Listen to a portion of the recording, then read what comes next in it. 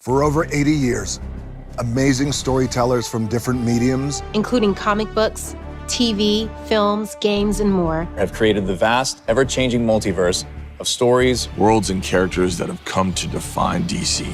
These iconic worlds have become a part of our own culture. Gotham City, Metropolis, Central City, Atlantis. They're mascara in the iconography for DC's heroes. Images like the Bat symbol, the Batmobile. Logos like the S-Shield and the Lantern are immediately recognized worldwide. The classic superheroes have inspired. And the supervillains have entertained. Generations of fans across the globe. And that is who we're here to celebrate today. You, the DC fans. The passion and the commitment you bring to the world of DC is what has kept it going for over 80 years and will keep us going for many more.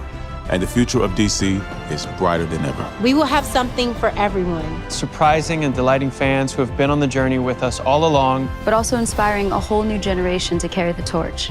That is the power of DC. And what powers DC is you. Sit back for the next few hours and enjoy as we celebrate the past, showcase the present, and preview what the future holds. Welcome to DC FanDome. Welcome to DC FanDome. Welcome to DC FanDome. Welcome to DC FanDome. Welcome to DC FanDome. Welcome to DC FanDome. Welcome to DC FanDome. Welcome to DC FanDome.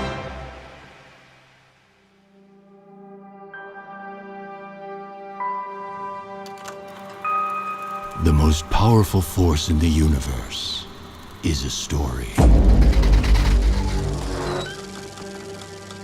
A story shapes hearts and minds, withstands the test of time, and changes the way we see the world. A story turns characters into icons, moments into memories, and shows us that heroes come in many forms. And in this fight for truth, justice, and a better tomorrow, our story is just beginning. You guys might want to hold on.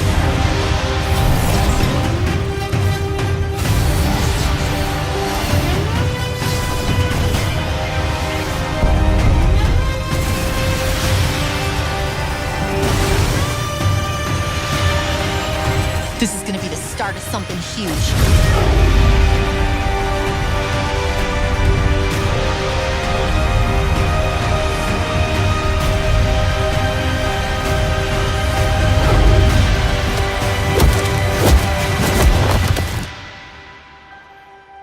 You're part of this too. How am I part of this? You'll see.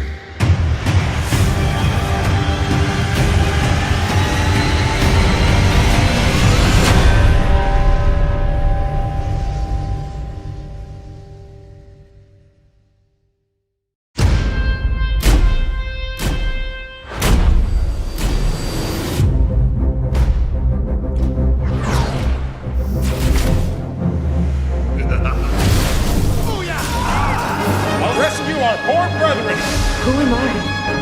I think there's something he needs to show me. The DC universe will never be the same. I'm vengeance.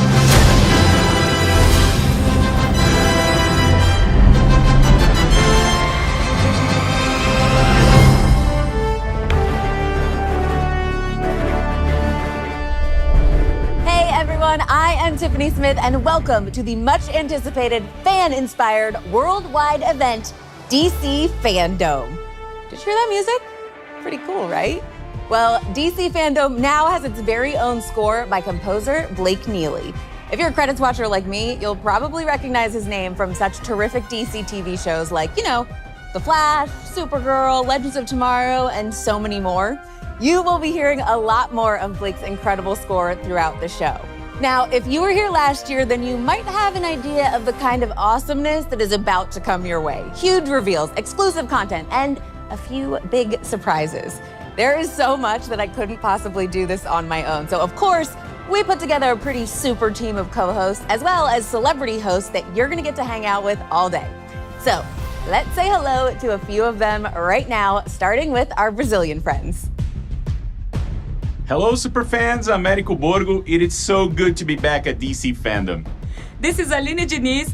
E prepare-se para uma viagem fantástica através do multiverso DC. Hi friends, mabuhay mga kababayan. My name is Gino Killiamore and I couldn't be more excited to share what DC has in store for you. Bonjour les fanatiques, Teriel TM here. Vous n'êtes pas prêts. DC is doing it up big this year. Hola mundo, I'm Gabby Cam, and all of us here are just as excited as you are to be back at DC FanDome. So sit back, get comfy, and get ready for the biggest celebration of all things DC. G'day mates, I'm Jaden Rodriguez. Today, we gather from all around the globe to celebrate our love for DC Comics and the stars and creators who bring them to life. This is Warner Brothers and DC's way of saying thank you to the fans for your loyalty, dedication, and passion for the characters and the stories in the DC universe. Later in the show, you're not going to want to miss this, the much anticipated new trailer for The Batman. And gamers, get ready for the Gotham Knights game. Javisha Leslie flies into action as Batwoman. And we're also diving in deep with my man, Jason Momoa. And getting a mouthful from King Shark and Harley Quinn. Shazam Zachary Levi enlightens us on the fury of the gods. We're taking the fast lane with The Flash, plus Naomi, Doom Patrol, Peacemaker, and some surprises. With so much to share, let's kick things off in a really big way with one of the biggest stars to ever rock the DC universe, Black Adam.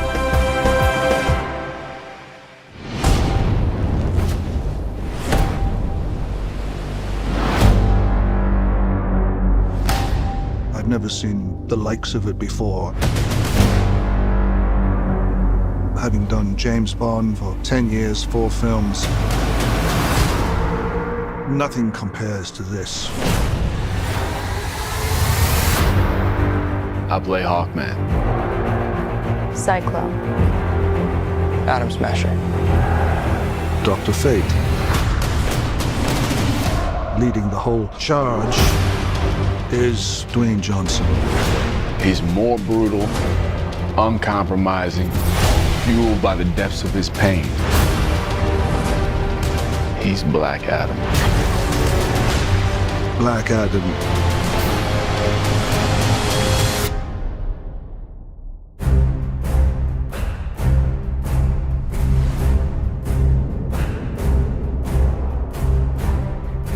Hey DC FanDome, and hello to everyone watching around the world.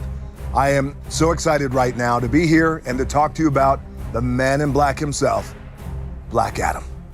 Now, as you guys know, this character, this film, this universe has been a gigantic passion project of mine for a very long time.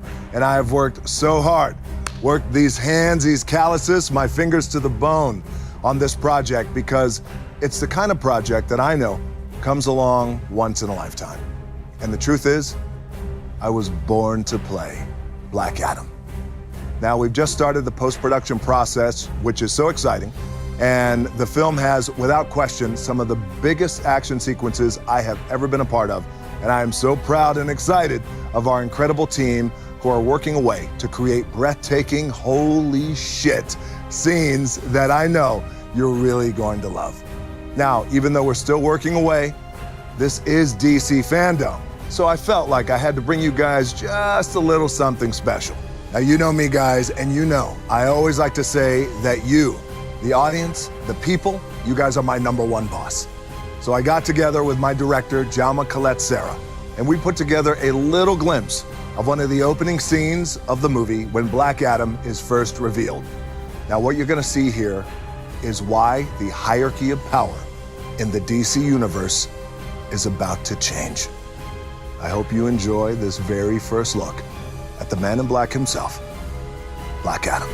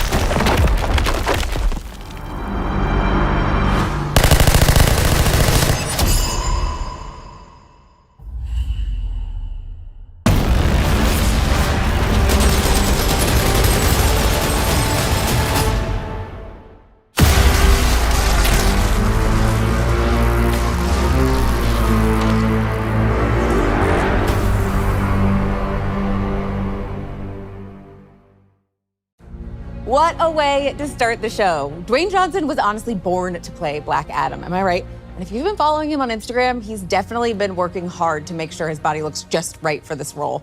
Once again, if you're just joining us, I'm Tiffany Smith, and you know how I mentioned earlier we were gonna have some celebrity hosts for the show? Well, let's not waste any time and bring one of them in right now, real quick. I know you were hoping to see this guy, TV's Flash, AKA Barry Allen, AKA Grant Gustin in the house. How you doing, Grant? Thank you so much for joining us from set. Thank you, Tiffany. I wouldn't miss experiencing DC FanDome with all the fans who are watching today. Yeah, I am so excited for it as well, but we are here to talk with you about The Flash, and we have to talk about the end of season 7. What was it like seeing Nora again and meeting Bart? Is it a weird feeling for you to talk to your future kids who are basically like the same age as you? Yeah, it has always been a little weird to play the father role with actors who are essentially the same age as me. But it's, you know, and for Barry, it was obviously a very emotional reunion with Nora and to meet Bart for the first time. But you know, for me, it's just fun. Like, I've always loved working with Jessica, who plays Nora, and you know, she's so sweet and so talented. And I'd never met or worked with Jordan before, but we have a lot of mutual friends, and we had a lot of fun together. So yeah, it was a blast having both of them on set. Okay, so at DC FanDome last year, you touched on something the fans and you have been really hoping to see for years. Tell us about this obsession of yours with the gold boots on the Flash. It's less of an obsession and more, it's just always been the final element that I think has been missing from our suits, you know? And I've loved all the versions of the Flash suit that we've had on the show, but the suit that we have now in particular, I think is kind of the closest to a lot of the different iterations you see in the comic books, with the exception of those gold boots. And I've always felt like the gold boots would just be the nice final touch. Now, although I'd love to keep the combo going, we've got to toss this over to where Grant's TV wife is standing by.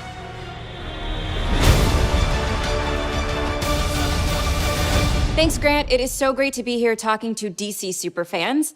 My role as reporter Iris West Allen on The Flash has given me the skills needed to properly introduce DC FanDome's news flashes. The time has finally come. Grant and Barry Allen finally get the gold boots for season 8 of The Flash. Here is the first official look at the new costume.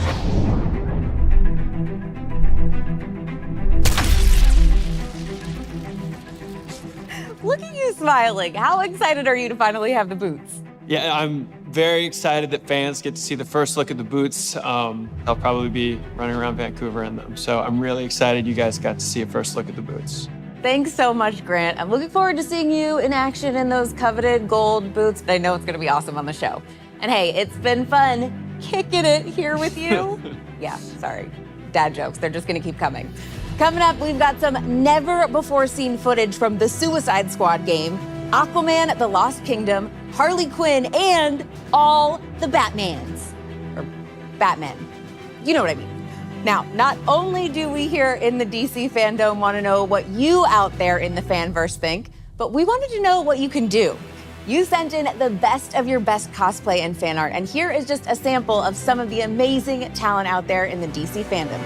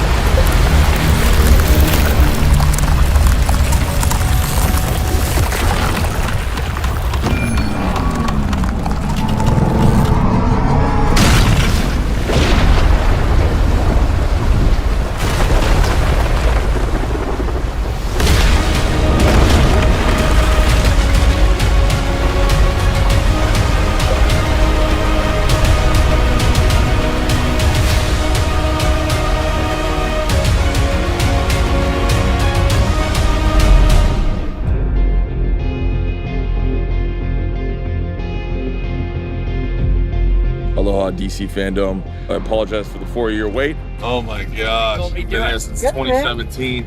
But I'm very proud of the sequel because it's tackling a lot of issues environmentally. Stakes are higher, and I'm just excited because I had a big part in my boy James, you know? Sick to see you, man. Check it out. I'm excited for you to see it. The tides are changing. It's just important. The tides are changing. Like the comic book, the world of Aquaman is so big and so rich. It's epic, it's huge, it's colorful. The world is at stake. I'm super excited to be back making the sequel.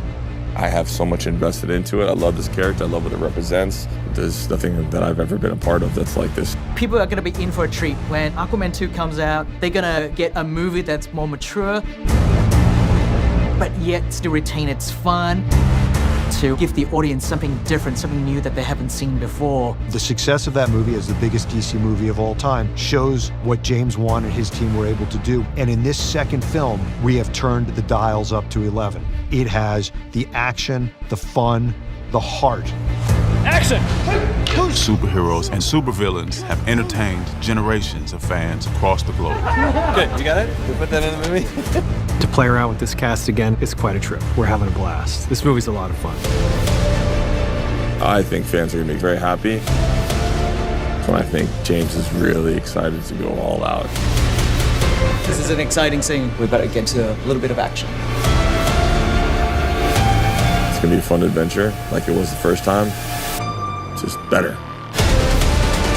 We see that Black Manta is still seeking his vengeance to try and kill Aquaman.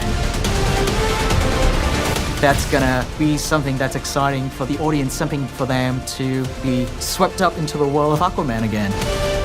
About to kick some ass. It's a globe-trotting story. We visit so many different worlds. This movie isn't afraid to embrace its fantasy and go on this magical journey. I think it's gonna be really awesome.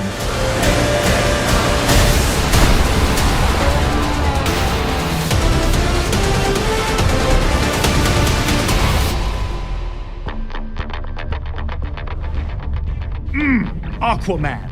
Now there is a cool gig I could get used to. That surf and turf lifestyle, swimming in the day, carrying a gigantic pitchfork at night with some facial hair all over my face. So you could imagine my excitement when I heard I was cast in the next Aquaman. I was like, hey, hold up. What about Jason Momoa? How did he take the news? Apparently he was extremely happy for me. He thought I would be the perfect fish in HBO Max's upcoming Aquaman King of Atlantis animated miniseries. Here's a splash of what's to come. I'm splashing.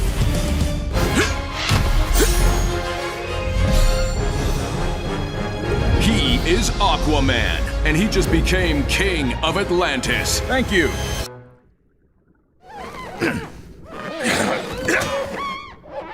Is there a different throne we could... No.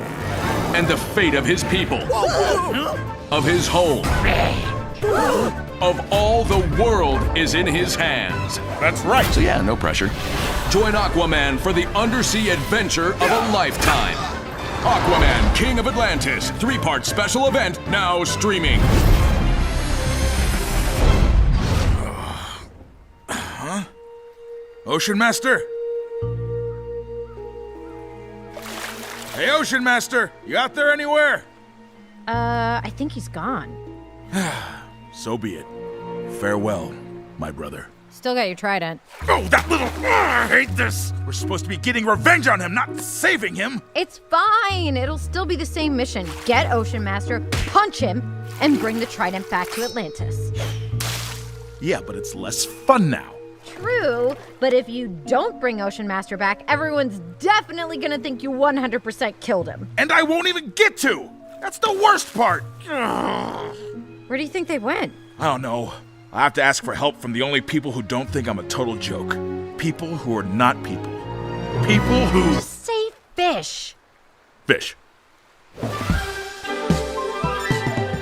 talking to the fish. Yeah, I'm talking to the fish. Like this one, that one, her or him. Or maybe even this. I send down the kind of sonar. It intercepts their brains. They shoot it back to me, and it goes inside my face. They tell me their thoughts and fears. They tell me secret things. They all love me, and I love them because I am the king.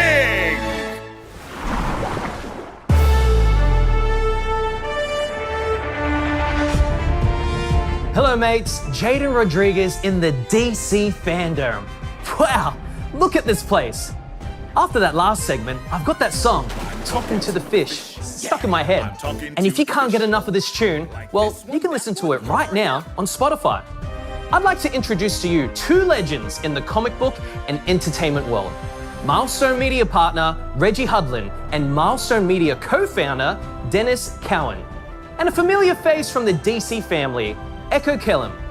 Take a look. All right, hey everybody, I am Echo Kellum, and first of all, I hope you guys are having a blast at DC FanDome 2021. Now, we have a really great program in store for you guys today, and to get things started, I would like to introduce you all to two legends in the comic book and entertainment world, Milestone Media partner Reggie Hudlin and Milestone Media co-founder Dennis Cowan. Sound and claps. Oh, yeah, that's like applause everywhere. Now, first of all, I'm so happy to be able to interview you guys. Static Shock was such a huge thing for me growing up and whatnot. But for those of us who might not know, could you please tell us what Milestone and Milestone Media is? Milestone was founded in, actually was founded in the 90s by myself with Derek Dingle, Michael Davis, and Dwayne McDuffie. The late great Dwayne McDuffie. People of color are underrepresented in this industry, especially, I mean, in the entertainment industry in general, but especially in comic books. So we all got together with the idea of doing comic books. For creators of color, the best way to do that was to get together and to create a line of books that would reflect and represent our culture. So that's what we did. We started with a book called Static, and we did a book called Hardware. Icon and Rocket was the next one, followed by The Blood Syndicate, and we launched in 1992 to great acclaim. It was very successful and kind of changed the game in comics in a major way. And suddenly, people who were underrepresented now had representation. It was a big deal, and it was a lot of fun to do, but it was a lot at that time. You guys have already made big strides since the FanDome 2020 panel with the launch of Static Season 1 and Icon and Rocket Season 1 and Hardware Season 1, the limited series. So what's the feedback been like from fans, new and old, seeing these characters in their renaissance? It's really been great. People were like, about time, you were taking too long, but now you're here, you're living up to expectations. It's a lot of commentary from a lot of different types of people. They love the art. They're like, oh my God, I love this kind of, black anime style that's, you guys didn't get stuck in the past. You kept it relevant, you kept it edgy to what's now. They really love the dynamic between Static and his dad. I relate to it a lot as a reader. I'm like, wow, that's like me and my father. I try to be like that with my son. It's great stories, but it's in that Milestone tradition of, what are stories you're not going to read at any other company? Milestone is a unique style of storytelling which delivers quality superhero action because the founders were all the top creators in the business then and now, and at the same time, really speaking to where people of color are and what our challenges are in the 21st century. Oh, that's awesome. That's very cool. And I know you were talking about the universe and whatnot. So well, comic book fans, they obviously love the notion of a connected universe. Will we see some of the characters from season 1 titles begin to appear in each other's books? Oh yeah. Oh yeah. Yeah, that's definitely part of the plan. I mean, we're working so far ahead. We actually already know how season 1 is going to end and how, things might advance from there. So we can tell you with all confidence to the fans out there that yes, the characters will appear in each other's books and meet each other. And there is an interconnected, Dakotaverse, Milestone universe within these books. So that's one of the things that we've been focusing on and doing it. What else is in the works? What's coming up? Well, we have a lot of stuff coming up. Yeah, all these books have been really successful. So you'll be seeing season 2 of Icon and Hardware and Static and Icon and Rocket.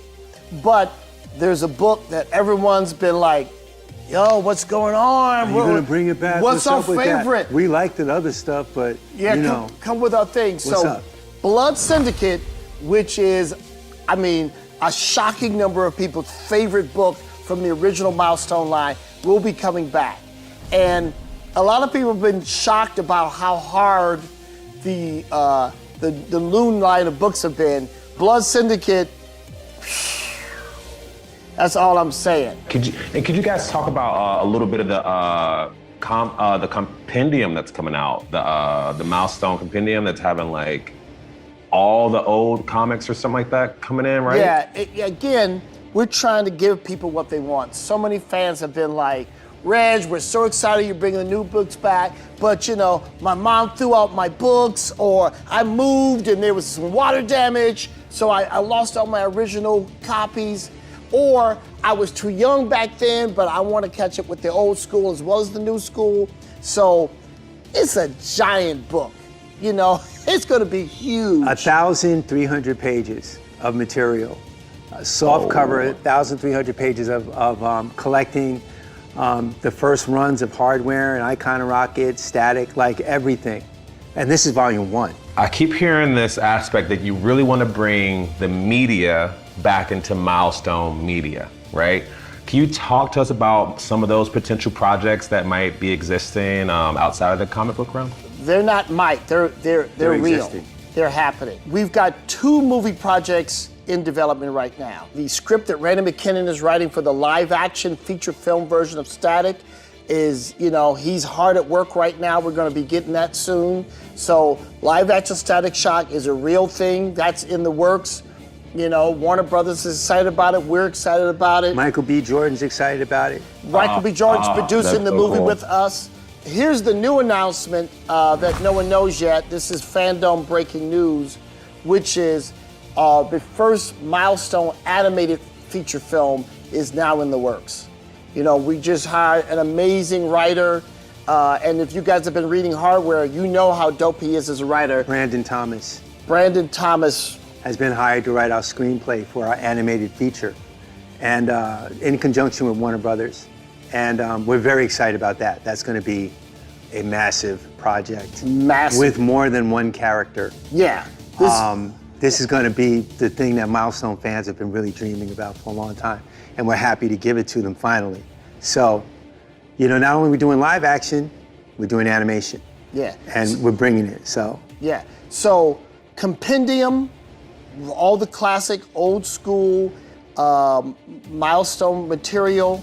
We've got the Black History Month book that's in the works, and 2 movies in the works. Wow. I mean, you guys are dropping some major kernels and awesome news, but I'm hearing that there is some news that you guys are kind of holding back, some really big news. Can you guys tell everyone about how Milestone is working to create the next wave of great superhero storytellers? We're doing a program that we're so excited about. It's in conjunction with DC Comics. DC has a program called NGDC, Next Generation DC. It's a large program. We're doing a part of that program called the Milestone Initiative. We're partnering with Ally, and they're working with us to bring the next generation of comic book artists, writers, colorists, editors, letterers, and all aspects of the comic book industry to comics. You know, there's a lot of talented people. The same way you look at the Black presence in music, the Black presence in film and television, is now to have that, it's time for us to have that same impact on the comic industry. You know, pioneers like Dennis, like Dwayne, like Cal Baker, like Christopher Priest, you know, these are the folks who just, you know, they had a machete, and then the machete broke, then they had a butter knife, but they kept cutting their way through the woods and they cleared a path.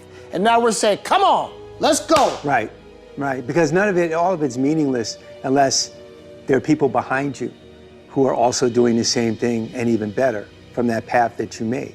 So that's why this is very important to us, and we're very excited about our relationship, you know, with DC and Ally. So what we want everyone to do is if you have interest in any aspect of this business, you know, in terms of comic books, in terms of animation, all these different fields, apply to the program. Yes. We won't take everybody, but we're going to take the best of the bunch, and we'll put you in seminars and training sessions with some of the most talented people in our field. You're going to hear from the best of the best, and we're going to groom you to be the next generation of superstars. We need you. Yeah. Well, I'll just say, like, as a young creator, this is like such amazing news. The fact that you guys are helping representation in this field, it's critical, and POCs and LGBTQIA groups will be this is just really great work, and I'm sure Dwayne is smiling from heaven with just how you guys are honoring his legacy and just continuing to do some really great work. That's really awesome. That's really dope. I'm very happy to hear that. Well, I want to thank my guests, Milestone exec Reggie Hudlin and Dennis Cowan, for joining us today. And I want to thank you for being a part of our DC FanDome 2021. Be sure to keep watching for more news, fun, and excitement as DC FanDome continues. What an amazing opportunity for our fans. A special shout out to Ally for backing that program. The next segment is one of my favorites because it celebrates our fans. And here is just a sample of the amazing talent out there in the DC FanDome.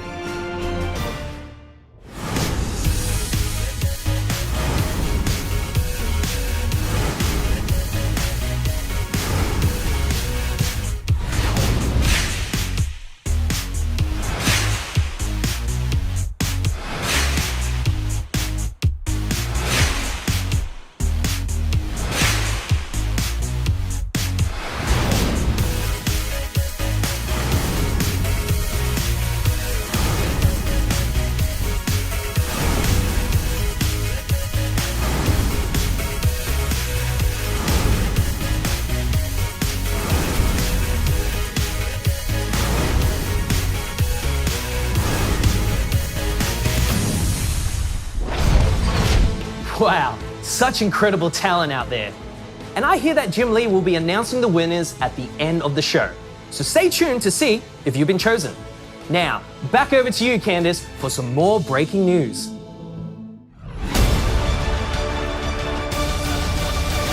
DC and Webtoon recently partnered to bring our iconic superheroes and supervillains to new and old fans, kicking off the collaboration with Batman Wayne Family Adventures, a smash hit inspired by the fandom around the Bat family.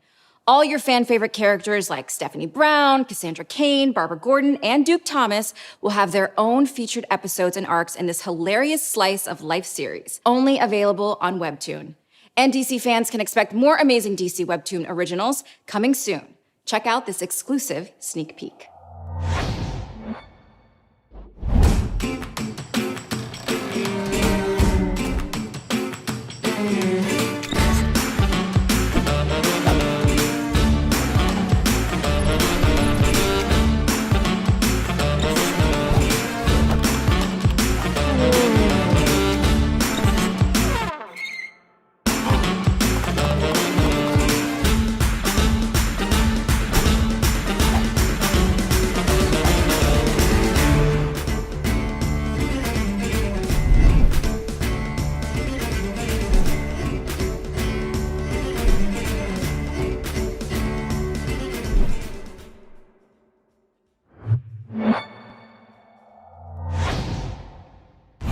Still to come, Peacemaker, Gotham Knights, and the Batman.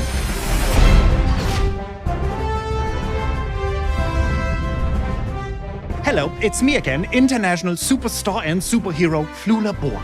Now, as some of you may know, I actually got my start in Green Lantern, issue number 173 in 1984. Well, actually, I was just 2 years old then, because I'm talking, of course, about my super dope comic character, Javelin. You know, the one with the huge rod. Yeah, that's the one. As you saw earlier, I also play a hilarious animated fish in the Aquaman King of Atlantis series you just saw. Boy, I am so multi-talented. Watch out. 2 things I can do. Anyway, over the years, Javelin and his impressive collection of pointy poles has popped up in many different scenarios. But I gotta say, I'm really digging where he ended up. No, I don't mean dead, but with that infamous team of supervillains, the Suicide Squad. And for those of you who were worried about Javelin's fate, fear not. I'm here to tell you today that Javelin is still alive and, spoiler alert, will be applying to head up the Justice League after their fate is revealed in the huge new video game Suicide Squad: Kill the Justice League. Yeah. You are about to get a sneaky peeky, so don't go anywhere, because it is going to be massive, and we know when it comes to the universe of DC video games and Javelins, size matters. Let's take a look.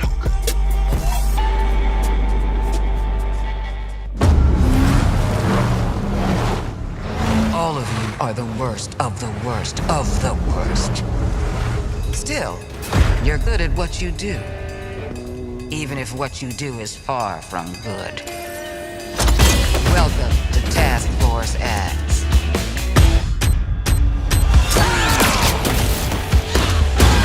Let me take a look at you. A musclehead, a nut job, something that offends my eyes, and a homeless person. You're perfect. Just checking. We're all seeing that thing, right? This has one-way ticket written all over it. Oi, what the hell have you sent us into? It's a bloody war zone out here. Eyes up, people. Congratulations, Task Force X. You're the first assets to make it into Metropolis alive.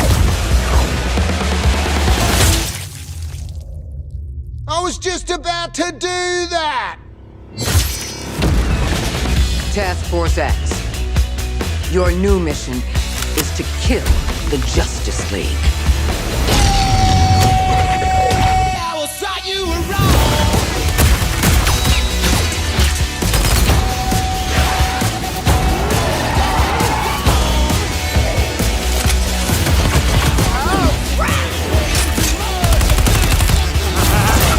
Raise your hand if taking on the Justice League is the worst idea you've ever heard. I kinda zoned out.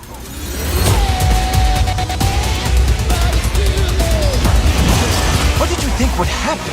You'd crawl out of your cells, swoop in, save the day? Which superheroes did you say you were again? Remember, your heads are ticking.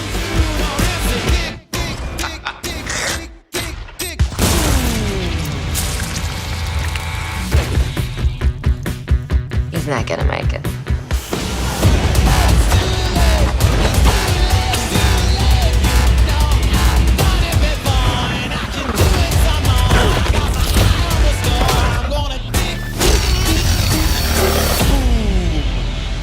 Waller, the Penguin is in flight. Repeat, the Penguin is in flight. Then let's clip his wings. Oh my God! He's getting up! Hitting him again. He's ran out the door! Somebody stop him! Did that get him? No! It very much did not get him. Waller! Blow up his head!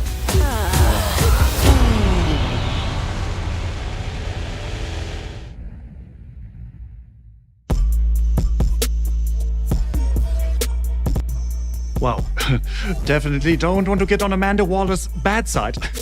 Maybe it's a good thing Javelin is not in the Suicide Squad Kill the Justice League game. Okay, still there? Of course, in the movie, I was hoping I'd come back to life in the end credit sequence, but no such luck.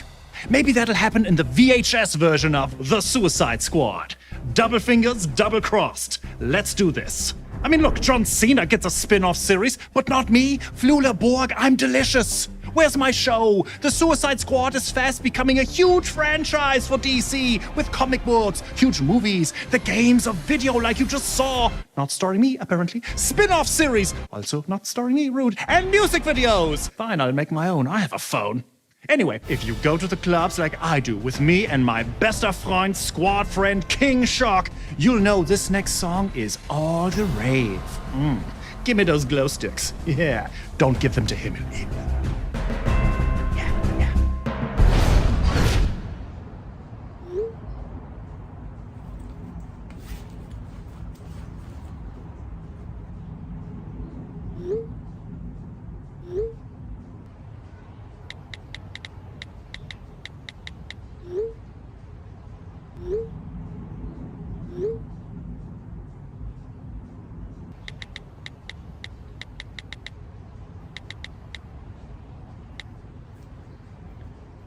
Num num.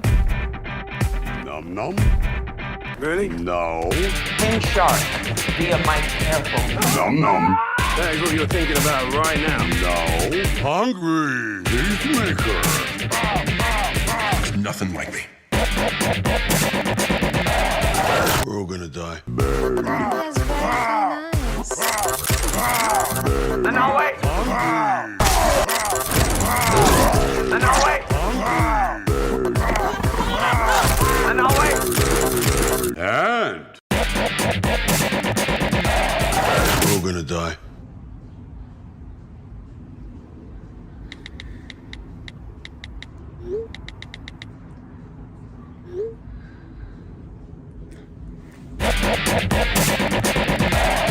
We're all gonna die.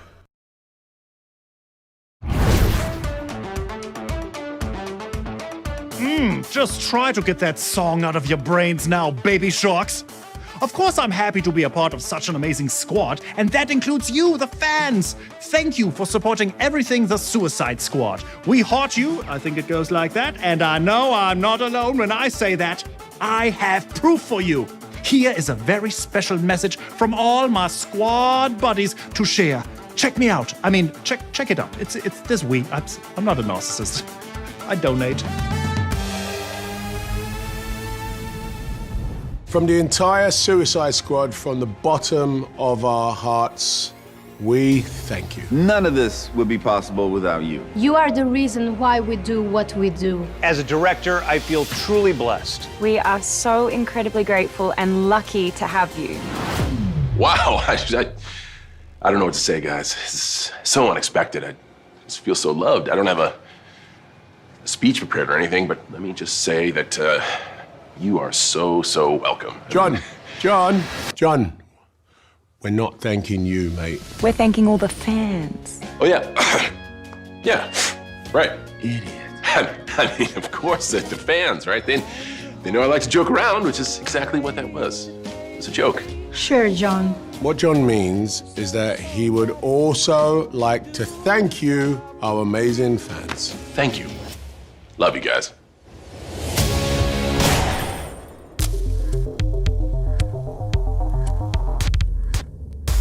Okay, you guys know that was a joke. The Suicide Squad would be absolutely nowhere without the support of the fans. You guys love these characters as much, if not more, than we do. And I truly want to thank you for your passion. Flula, man, I'm sorry, bro. Javelin would have made a great character for a spin-off. Hey, you know what? Maybe we can see about getting him involved somewhere down the line on Peacemaker. I mean, no promises. James Gunn created this whole thing for HBO Max, and he has a vision all worked out, but we'll see what we can do. And if you want to hear more of what's in store for Peacemaker, you can join James, myself, and my amazing castmates for some additional insights. Hey everybody, John Cena here on the set of Peacemaker. Oh, no! Every time you were shooting, he went, ow! Why am I doing this? They said you couldn't get a job. Get up. Oh, hi. 23andMe says I might be 26% asshat. I know my last name is Smith. That's a generic fucking name. The reason it's Smith is because we came over as asshats and I had to change it on Ellis Island.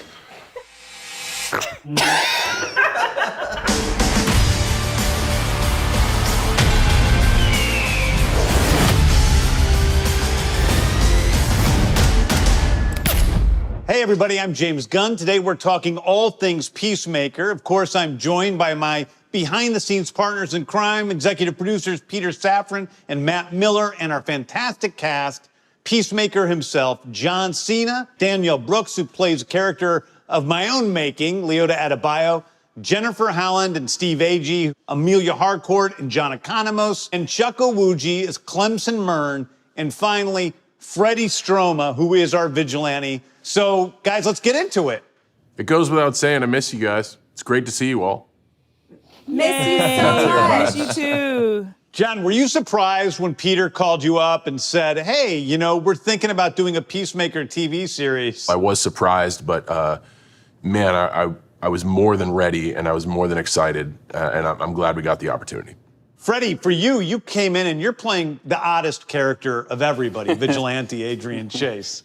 And you're not that odd. Yeah, no, So Pretty vanilla. I love it. I really like. As soon as I started reading the sides, I was just like, oh, I really like this character, and he has just that kind of, you know, a really fun relationship with Peacemaker, and obviously working with John was just incredible. I've seen Freddy, but for how many of the rest of you are you hearing him talk with a British accent for the first time? Oh, me. Yeah. And I'm like, my brain is melted. I can't believe it. So, Danielle, why don't you tell us a little bit about your character in general, who she is and what's her story? This is all new to her, you know, and so she's coming in very green. She used to work with animals, and now she's been thrown into this completely different world. You brought her to life. You really did. And you do inhabit a role in this very special way. And it was just so fun to see you flow. For Harcourt,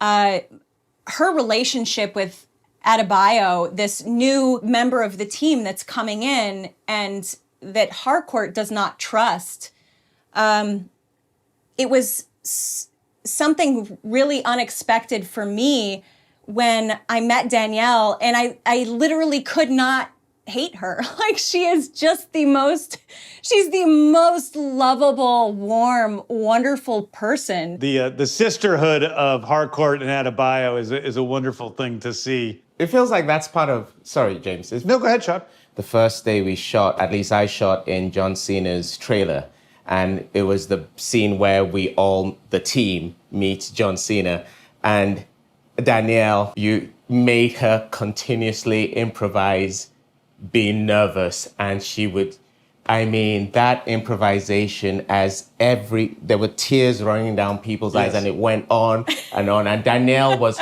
put on the spot, and the things that were coming out of her, and to the point where off camera, Steve Agee just had to get his camera out and film it. I was just gonna say, it reminds me of how often working with Steve, you'd, be in a scene and you'd look over behind the camera and there's Agee filming you. This is like my first day with the cast, like all the cast too, and Steve Agee is recording, everybody's laughing.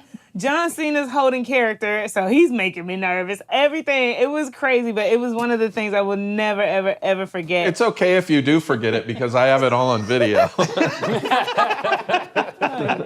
I freaking love everything about your 6'7" self, however tall you are. That's about right. Freddie was such a warm spirit to come into the space as well. Like, you know, even though he was new, he jumped right in fearlessly and worked with us.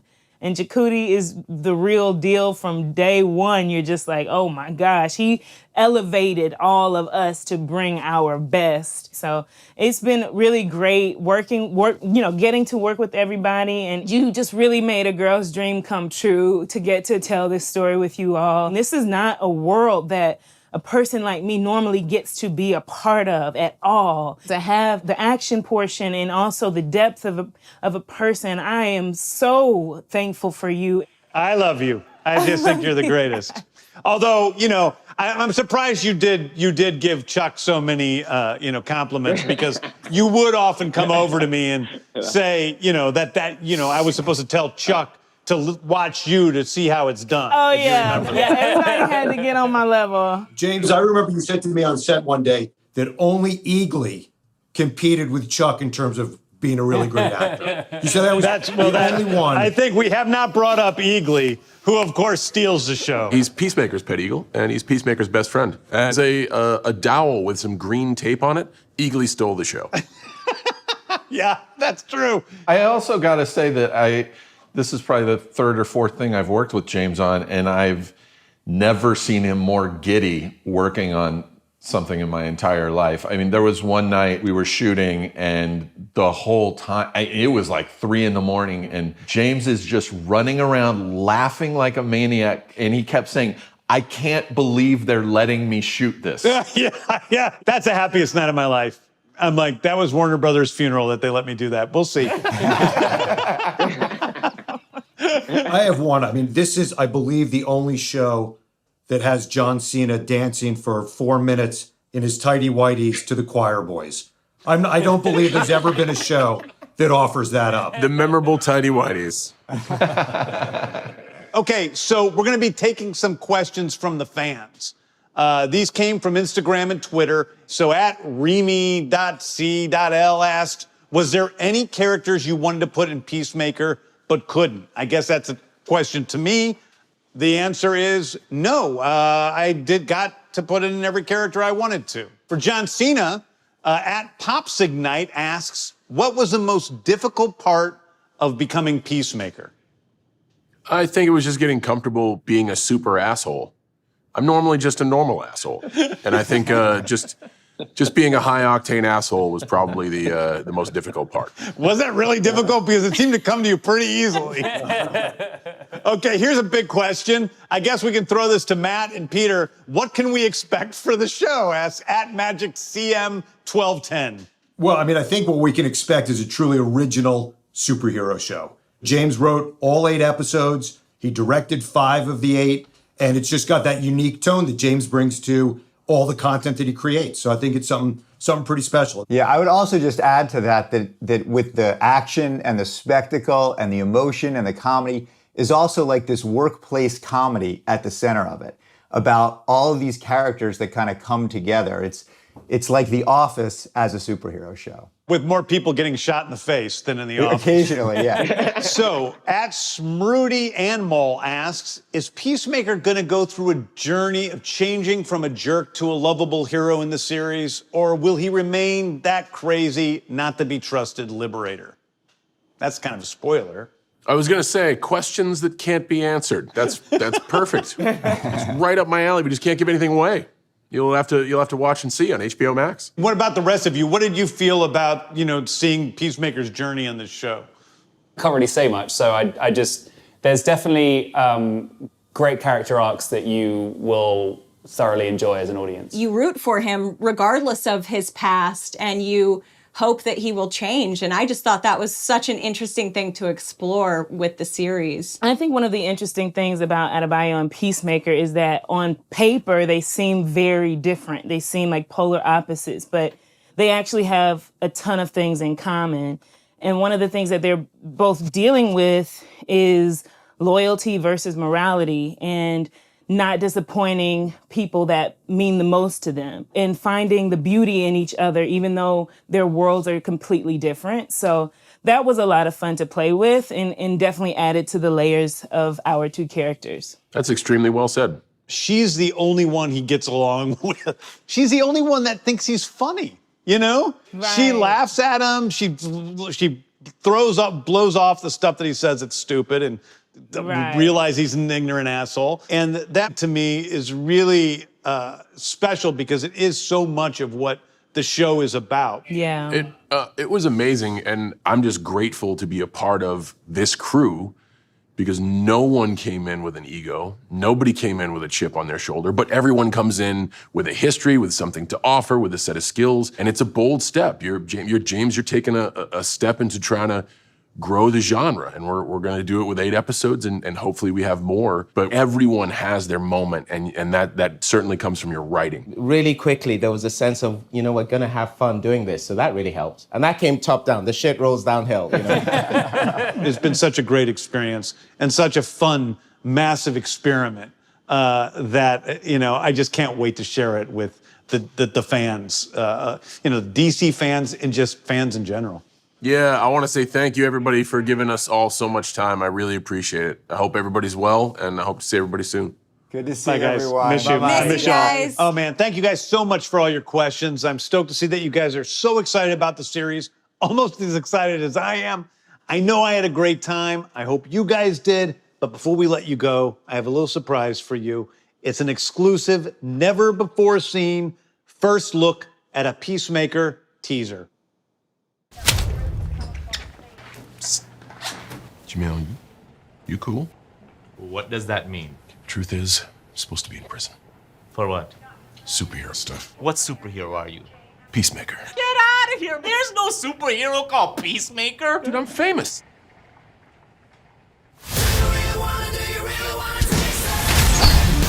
You're a born killer with expertise in every weapon known to humankind. giving you the chance to stay out of prison and work for me. Kill people. Bad people. This is Harcourt.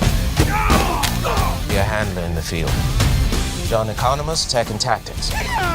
And this is our new recruit, Adebayo. You don't have to shoot people after you already killed them. Right.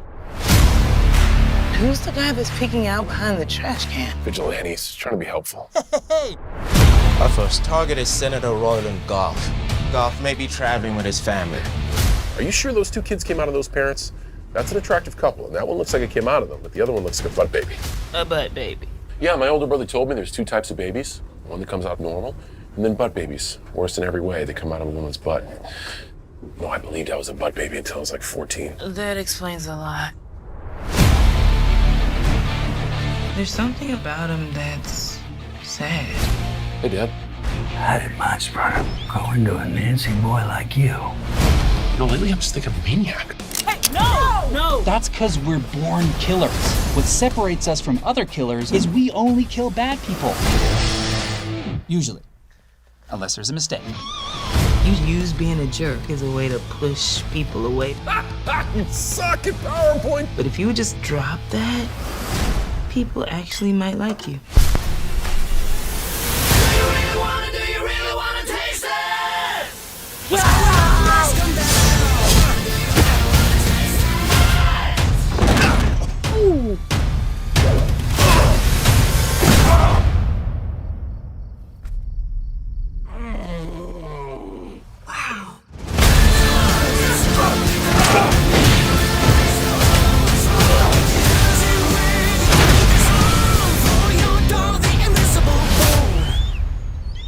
Oh my God.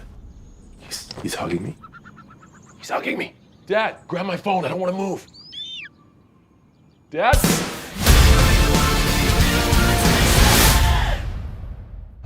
Still to come, Supergirl, DC League of Super Pets, and a first look at the Flash movie.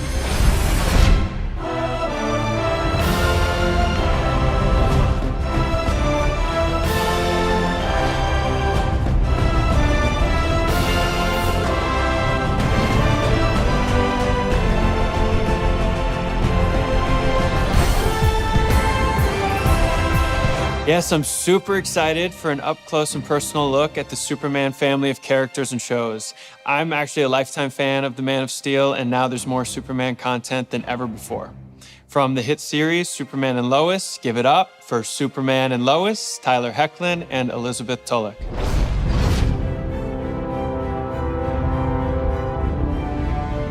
Thanks, Grant. Thank you, Grant. Needless to say, we're big fans of you too. And we're so excited to be here. Thank you to the fans for giving Superman and Lois such a warm welcome into your homes. Thanks to you, we're coming back for a second season. But wow, season 1, you had a secret brother. Lois had a lot going on with just about everyone. Jordan found out he has powers, Jonathan doesn't. And remember how cute you looked when you were coaching high school football? The sky is the limit for Superman and Lois, especially in season 2. Here's a behind-the-scenes look at our first day back on set.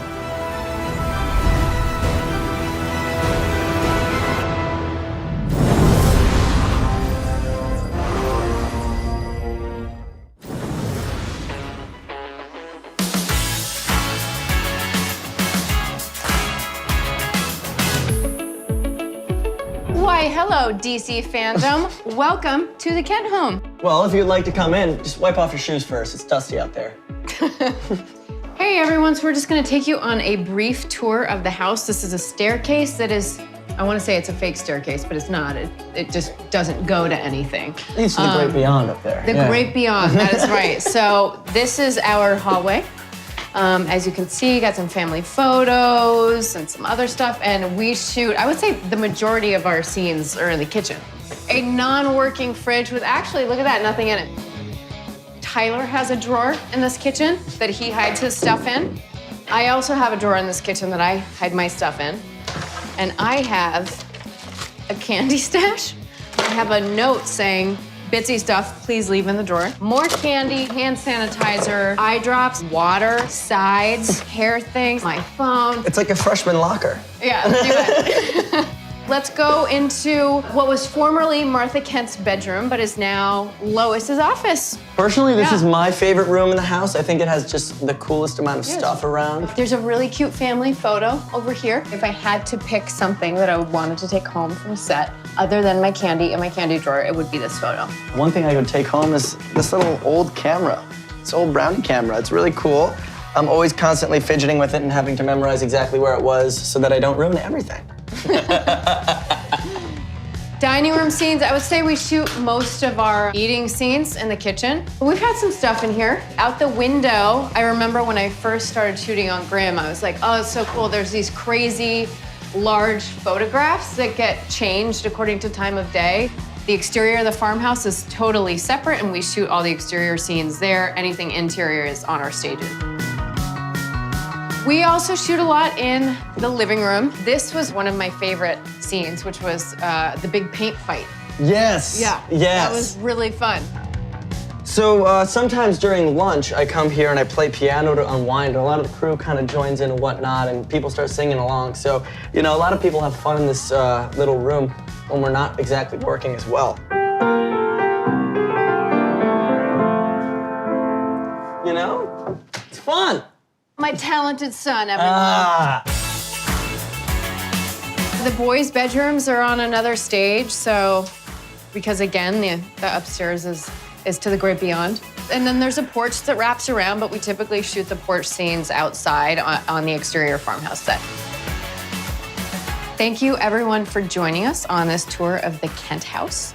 We hope you join us for the rest of season 2 and the beyond. And thanks for watching.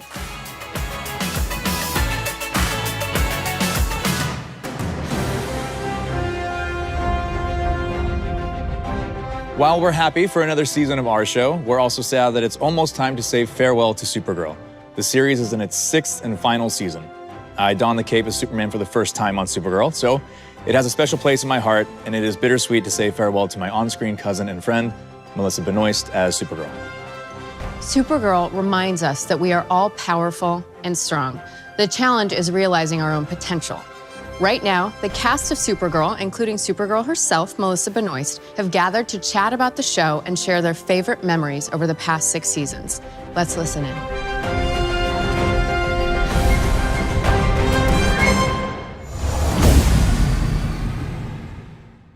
Hi, everybody. It's Melissa Benoist, and I'm here on the set of Supergirl with some of my amazing co-stars on the show.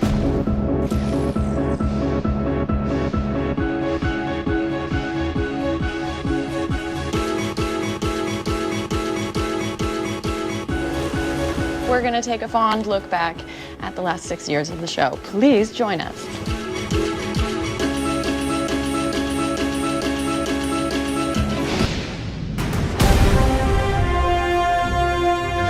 I mean, it's changed my life, this show.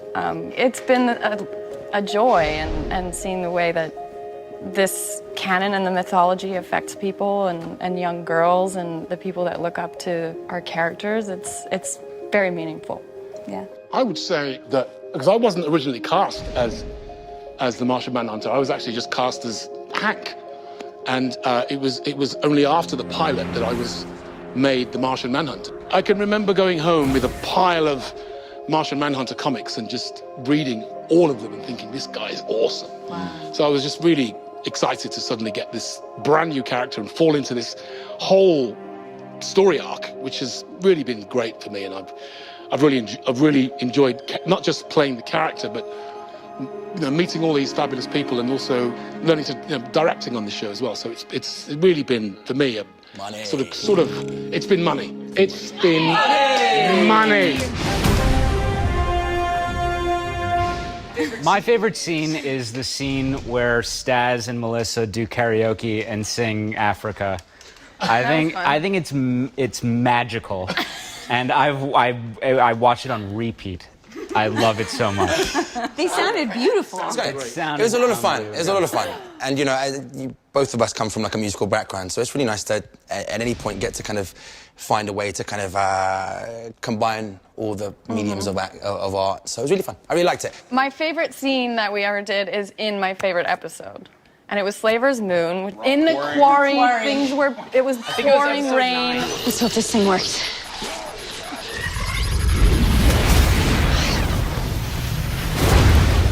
It was Kevin Smith's first episode, and he ordered like a bacon truck. Bacon truck. So all of us were just eating like, Bacon-wrapped bacon. bacon-wrapped bacon bread with like cheese and bacon And it was pouring rain. Pouring rain. We were playing games in a random school bus, and then That episode was sort of Star Wars-y. it was so Star Warsy, and it was like a buddy adventure. Planet 51 Arc B. That's Maldoria. People that were there, the aliens, what were they called? Slaving is a big business on Maldoria. Maldoria. Of course you remember. In season 2, I had to eat 10 pancakes at once. Thank you. Hey, you want syrup? And it's not funny. My jaw sort of dislocated a little bit. No, that was probably That was the stunt. That's a stunt. That is a stunt. If you get injured, it's a stunt. Eating, yes. 10 at one time? Yeah, it was a big stack of pancakes, and I was like, oh, this is gonna be so funny, and then my jaw went like, ugh. That and also when you ate the pizza. Oh yeah, they didn't make enough. They made like 2 pizzas, and I was like eating 3 per take.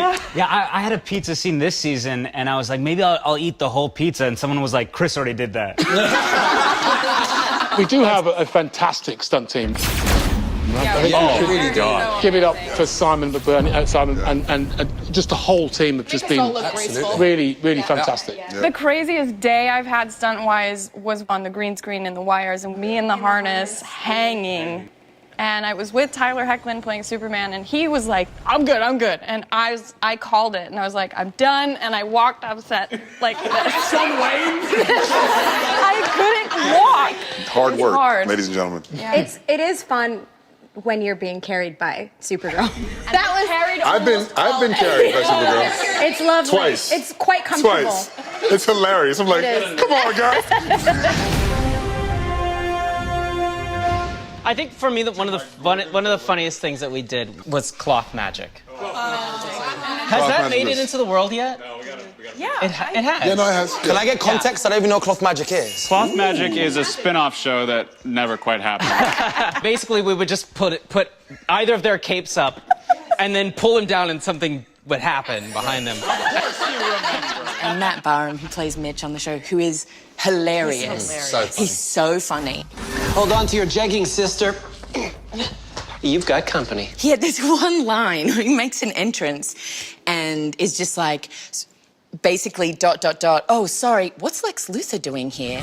But every single take, he would be like, I just tried a milkshake for the first time. Oh, sorry, sorry, I got a parking ticket on this. It was just like, and I would like be like looking at Lex with like my eyes watering, and then I would turn around and just break. What I think is the funniest moments are anytime David forgets his line on set. It's the best. He's directing an episode, and he's also in the scene, but forgets that he has the first line of the scene.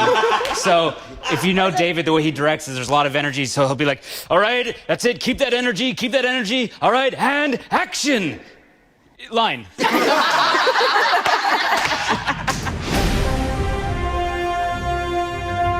I get a lot of letters from girls saying that until they saw Lena Luthor on TV, they didn't think it was okay for girls to be studying science. And there's a lot of girls who are like, and I'm now in my 4th year in engineering, and I have you to thank for that and the show to thank for that. And it's such a small thing, it seems like.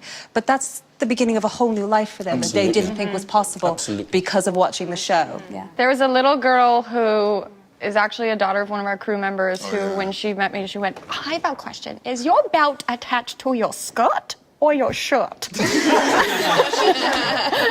it's Liston's daughter. She just can't say her O's yet. Which one was it attached to? It's not.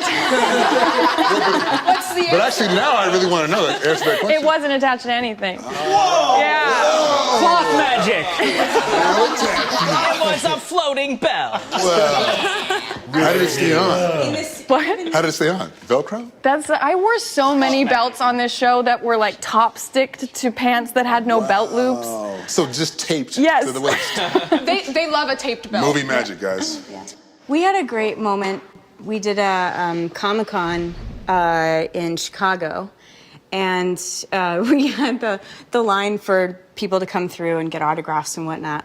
And there was a family, this woman came through with her 2 daughters, and one was, her biological daughter, and then the other was adopted. Yeah. And it was such a wonderful moment because they looked at the both of us just saying, you embody exactly like what we have in our house, and we don't ever get to see that. And to see like a healthy family dynamic like that, especially, and the young girl said, like, me being adopted, coming to the family, feeling like I belonged. It meant so much. That I remember was really, really special. I feel like we have to talk about when you meet small children who think that you're really a superhero and think that all of your powers and everything you do is real. And then getting to navigate the conversation, they're like, I just talked to a little girl on set a little while ago, and she was like, make a shield. Do it. And I was like, I can't. And she's like, why? I'm tired because I'm dreamer. It gets sticky for me because then they'll watch me jump and then just fall back to the ground. Like, I have to jump. I got to work with very special people, and I think I'll miss you guys the most. I think, like you said, the collaboration is really great, and it's, I think the friendships is what you miss. Even if it's hard sometimes here, like there's gonna be moments like 2 months from now, 3 months from now, you go, that's not gonna happen again. Yeah. And I can tell you straight up, like, having been gone a year, you miss each other. Yeah.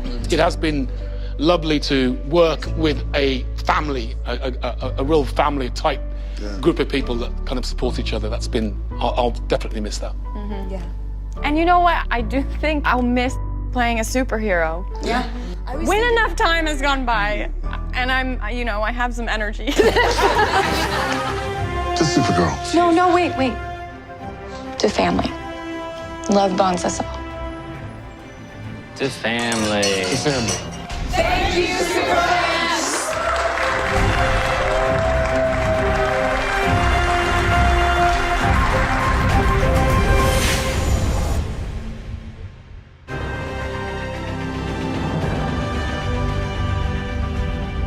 While it's sad to say goodbye, there's still so much to look forward to in the DC universe. Including Stargirl. We've got a little end of the season teaser for you, so check it out now.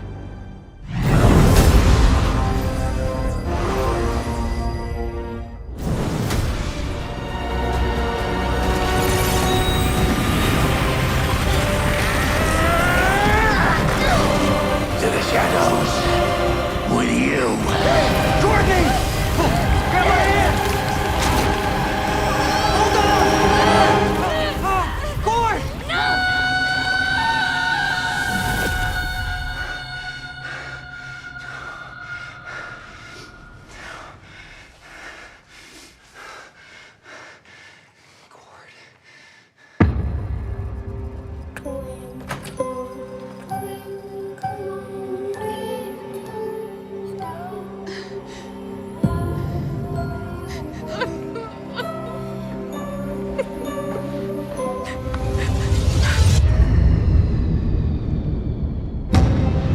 Where are we? You think that everything is black and white. You are my greatest experiment. Stay away from her! Turn away from the darkness. Hi, Courtney. You can't escape. I've hurt everyone you love. I've tortured your friends and your family. Do you want to play a game?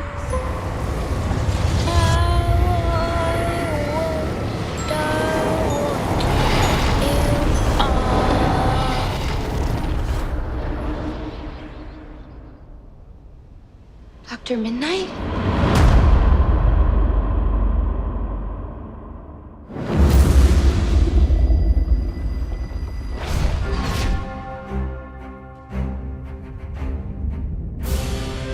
Looks amazing.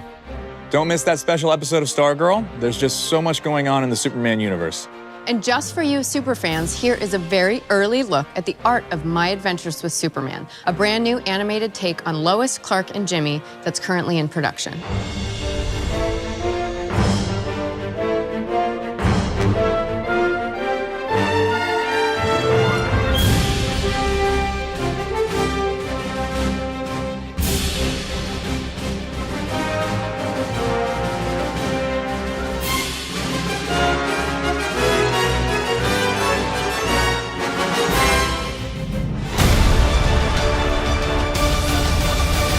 are back with some more news from the world of Superman. Let's check in with DC publisher and Chief Creative Officer Jim Lee to see what's happening with Superman in comics right now. Hey everyone, I hope you're enjoying DC FanDome as much as I am. I'm here to share news about Krypton's favorite son, Kal-El, or as you may know him, Clark Kent, aka Superman. Right now in the pages of Action Comics and Superman, a major event on Warworld is building. The Warworld Saga, which promises to be the biggest Superman event since the death of Superman. After learning of an enslaved race with mysterious ties to Krypton, Superman leaves Earth behind and travels across the galaxy to dethrone Mongol and liberate the people on Warworld. From writer Philip Kennedy Johnson and artist Daniel Semper. Action Comics 1036, yes, 1036, is the first issue in the Warworld Saga and will be available at your local comic book shop on Tuesday, October 26th. This is a story you definitely don't want to miss. And since Earth still needs a Superman to protect it while Clark is off fighting for the people on Warworld, John Kent, the son of Clark and Lois Lane, has picked up the mantle of Superman here on Earth in Superman, Son of Kal-El, from writer Tom Taylor and artist John Timms. This is a different, younger Superman who's figuring out how he wants to fight for the future and who he is as a person. You may have recently heard the news that John Kent's relationship with reporter Jay Nakamura will be formalized as John comes out as bisexual in issue number 5 out in November. And we couldn't be prouder to tell this important story. We talk a lot about the power of the multiverse in DC storytelling, and this is an incredible example. We can have John Kent exploring his identity in the comics, as well as John Kent learning about the secrets of his family on TV in the Superman and Lois TV show on the CW. I have one more bit of Superman news to share first with you, the fans. We're excited to announce that to better reflect the storylines that we're telling across DC and to honor Superman's incredible legacy of over 80 years of building a better world, Superman's motto is evolving. Superman has long been a symbol of hope, who inspires people, and it is that optimism and hope that powers him forward with this new mission statement. Truth, justice, and a better tomorrow. Stay tuned for more DC FanDome news.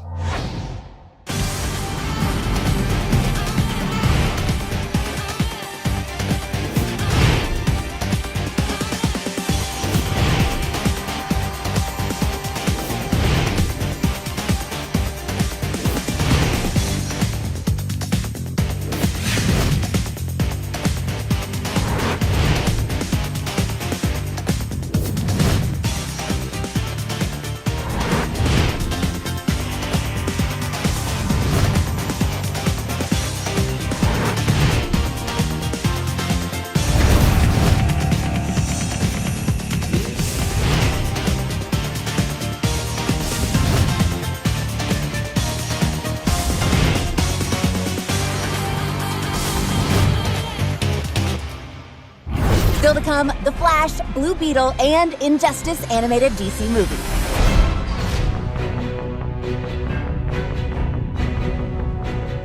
Okay, guys, let's make this a little interactive.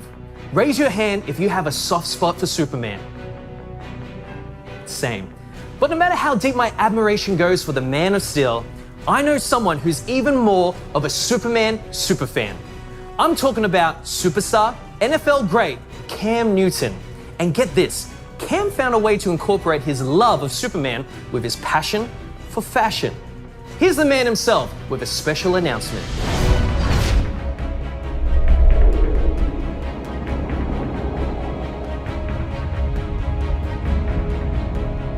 What's going on, DC fam? Hey, I'm super excited to have partnered with the DC fam as well as my hat company, Mashika, to create Superman-inspired Mashika hat, and we're dropping it here at DC FanDome. The first time I encountered Superman had much of an impact of what morphed into my career as Superman. It was just the aura of knowing that you could do any and everything. You know, outside of, kryptonite, Superman doesn't have any flaws. He was just who he was. And I think for me as a person, that's what I would want people to know and to feel like, he has good energy. He has, great qualities about him. And I think that's why I train the way I train. That's why I prepare the way I prepare. That's the way I play, because it just embodied everything that I prepare for. Fashion means to me expressing yourself without having the ability to speak up for yourself at times. To incorporate that with Superman is something that words can't even explain, because in essence, we all have some type of superpowers, and we are a superhero in our own right. It's gonna be cool to see how we show the different sides of Superman in many different ways. I'm super excited to unveil my super exclusive, and that's big super, and that's a big exclusive, Superman-inspired Mashika hats. Take it away. Thanks, Cam. And I admit, I'm a little jealous. I mean, who wouldn't want a customized Superman hat? Honestly, I'll be happy with some Superman underoos at this point. Remember those? Google it. Now, up next, we have a movie that stars one of the greatest duos of all time, Dwayne Johnson and Kevin Hart. And of course, they are voicing the animated characters that will soon top the list of all-time DC faves. Let's meet Crypto the Superdog, Ace the Bat-Hound, and just a few of the DC League of Super Pets.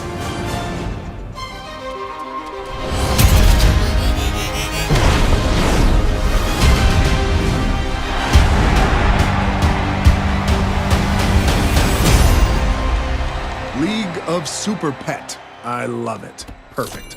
Hey! Pets, plural. You ever heard of a league with one dude in it? I haven't. Well, they say I'm in a league of my own. Oh, you're in a league of your own, all right. Mm-hmm. Ain't nobody as messed up as you. Next summer, Dwayne Johnson as Crypto.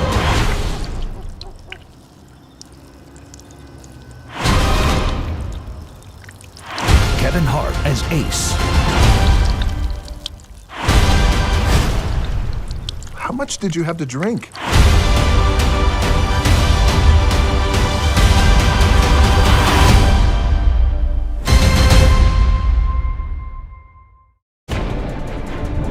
Okay, how adorable does that movie look?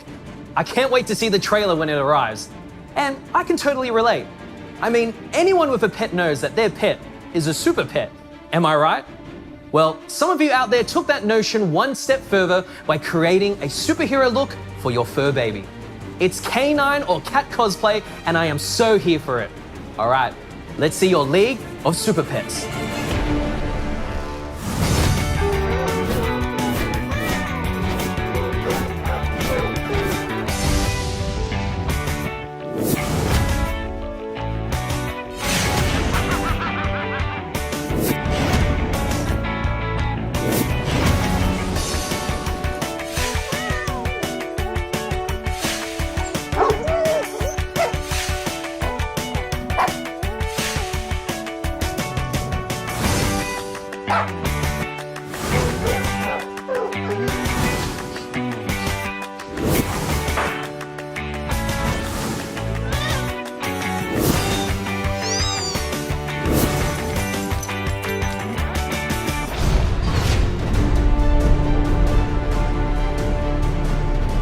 That was so much fun. And with Halloween just around the corner, hopefully you guys got some pretty good costume ideas for you and your furry family members. So stay with us for more UGC, including some pretty cool human cosplay and impressive fan art, also by humans. Now, there's some true talent out there. Next up, you've got me, Gino Killiamore, smack dab in the middle of this exciting global event for DC superfans to tell you that the excitement continues right now and with a familiar face, or should I say voice. Listen up.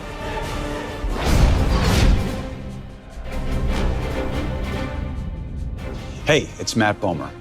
I'm one of the lucky few actors who've had the honor of voicing the legendary Superman. You might remember me from the hit 2013 animated film Superman Unbound. I'd like to think that Superman represents the qualities that are the best in all of us: truth, honor, hope, family, whether it's the one you're born into or the one you find. Someone who's there to look out for us, and someone who sees all of us as equals. I also had the opportunity to voice the Flash in Justice Society World War II, which premiered earlier this year. And because the DC multiverse is vast and constantly expanding, I'm lucky enough to play the awesome and complex hero Negative Man on DC's Doom Patrol. Here's a sneak peek at what's coming up for the rest of this season. There are mysterious things in this world that bear keeping an eye on. And in my death, I must now place that burden upon your shoulders. Arrival imminent. Come on, Kay. How am I supposed to fix this alone? My tech is part of who I am. It's got nothing to do with who you are. I think there's something he needs to show me. I want to be a better person. What am I doing? She must be eliminated. We appear to be dead.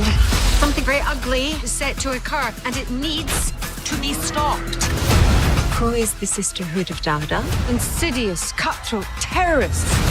How does this crap keep happening to us? We're all the way through the looking glass now. There's no turning back. There's something weird going on with you. Something weird going on with you. Why am I here? They are coming for us.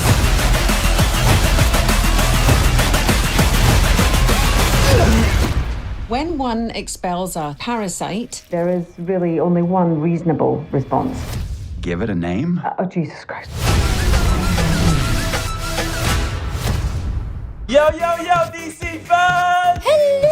I'm April Bolby. My name is Michelle Gomez. It's your boy, Javan Wade. I'm Diane Guerrero. I am thrilled to be a part of the DC universe. Things are going to get very exciting. With the new 4th season Of Doom Patrol. Did I say 4th? 4th season. Yes, I said 4. Celebrate with us by watching the first 3 seasons. Out on HBO Max as of now.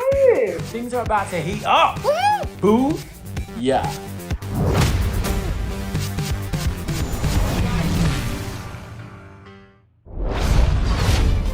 If you haven't seen Doom Patrol yet, hopefully that teaser intrigued you. I mean, it's such a cool and quirky and totally unpredictable series. I absolutely love it. And I'm super excited to see how this season wraps up. Now, speaking of wrapping up, we've got the season of gift giving just around the corner. Now, have you started your shopping yet? God knows I haven't. Or maybe, you want to get something for yourself, a new t-shirt or a hat or both. Just complete the look. Don't forget to check out shop.dccomics.com for all kinds of merchandise and collectibles. In fact, I do believe we're having a flash sale right now. Check it out.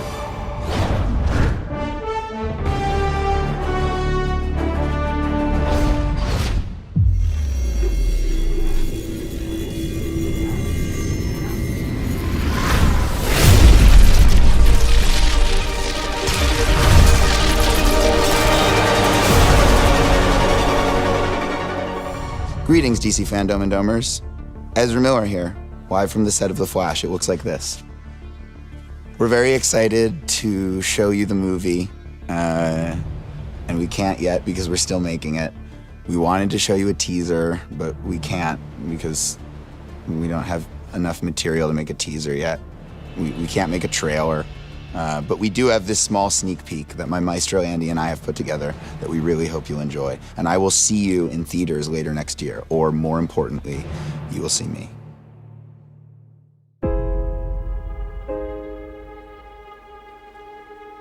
Tell me something. You can go anywhere you want, right? Any timeline, any universe.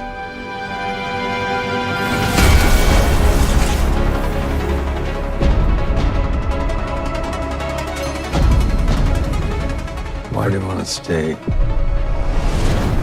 and fight to save this one?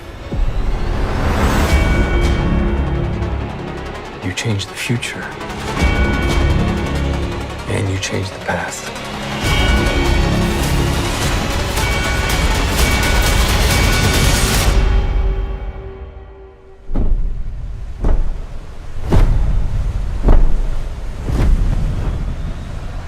Are you in?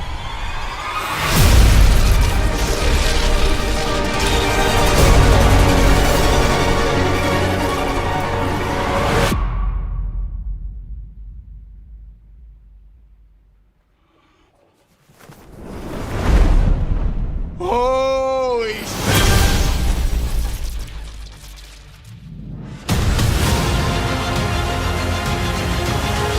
Hey, DC FanDome, this is John Ridley, and I'm here to talk about the other history of the DC Universe. What is the other history of the DC universe? For me, honestly, it's a couple of things. Part of it, as the title indicates, it really is about otherization. It's about people who have been traditionally on the margins in real life and storytelling, but have been there through history. The history of the DC universe have,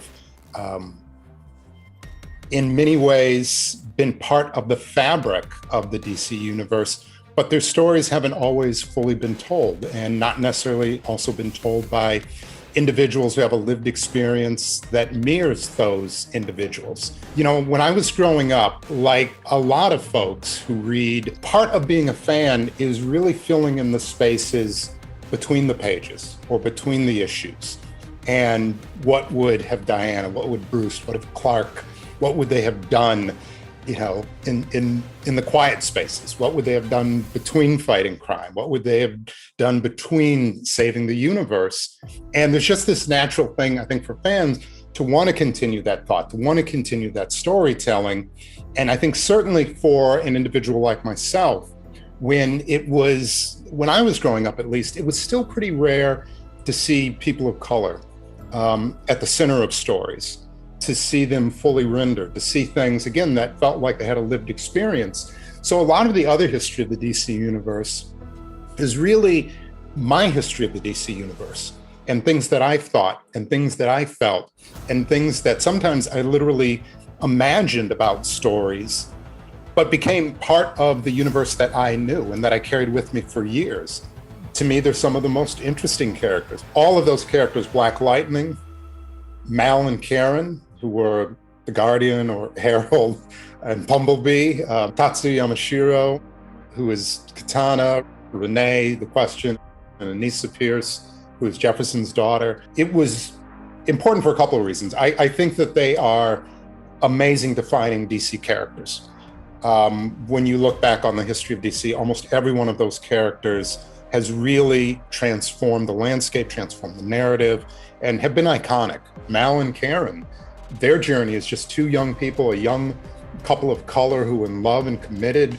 I mean, when that came out in the late 1970s, early 1980s, even without trying, the message that was sent with those two characters, young, committed couple of color, was powerful. Renee, her journey from being a beat cop back in Batman the Animated Series to now being the commissioner in Gotham City is an extraordinary journey. Jefferson Pierce, the first Black character in the DC universe to have his own series that he fronted. Characters that I really cared about, stories that I remembered, characters that had, to me, great lineage. Those were characters that I wanted to take a deep dive into.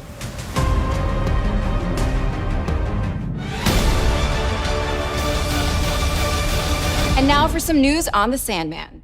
We are thrilled to reveal the first look of the incredible Gwendolyn Christie as Lucifer. Based on the comic book series created for DC by Neil Gaiman, the Sandman follows the people and places affected by Morpheus, the Dream King, as he mends the cosmic and human mistakes he's made during his vast existence. Look out for the series coming soon to Netflix. Coming up, a surprise cast reunion, Gotham Knights and Batwoman.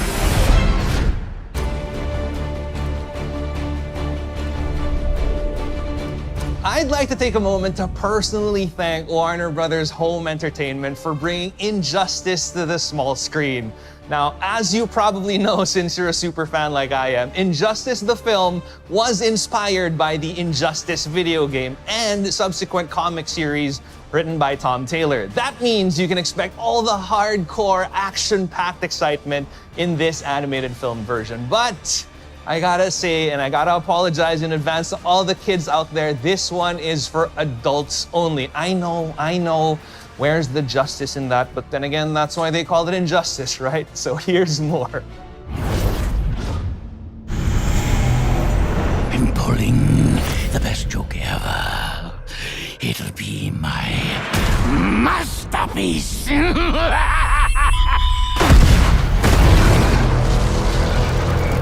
11 million dead.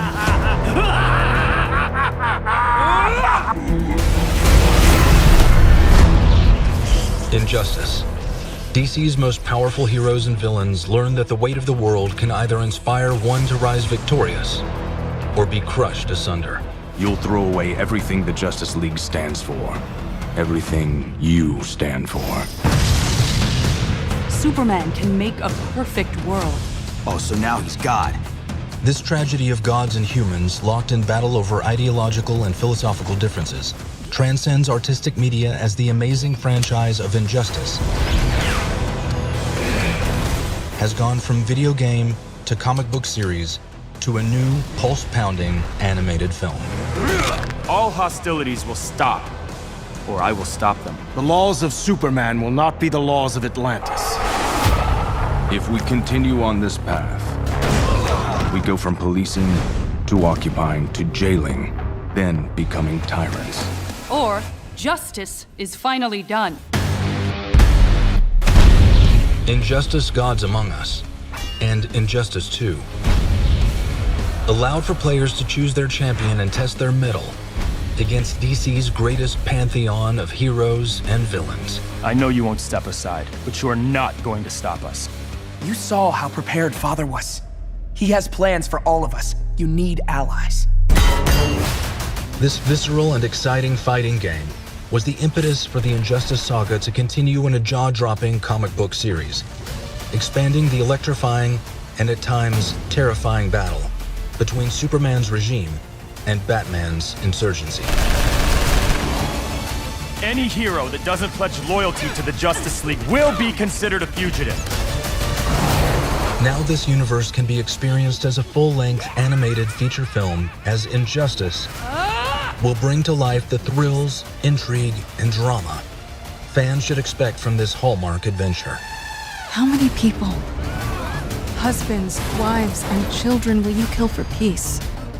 Can we forgive Earth's greatest adopted son for his crimes against humanity? This is Injustice. A world where tragedy, loss, and the fight for the greater good will change everything.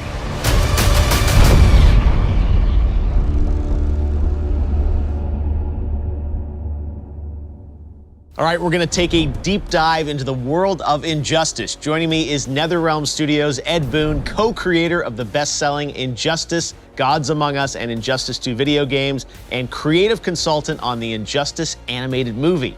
And you'll recognize him from This Is Us and Smallville, the voice of Superman in Injustice, Justin Hartley. Guys, let's jump right in. This is so exciting that Injustice has now become an animated film. I got to ask you, Ed, when we were creating this franchise, I mean, the comic book, the animated film, it started with a video game, which is so cool. But was that ever the original design? No, as a matter of fact, it's always been backwards. The video game industry has done so many games based on movies or comic books or TV shows. And it's so cool to see it just done the opposite way, where the video game starts it and it just spawns off comics, animated things.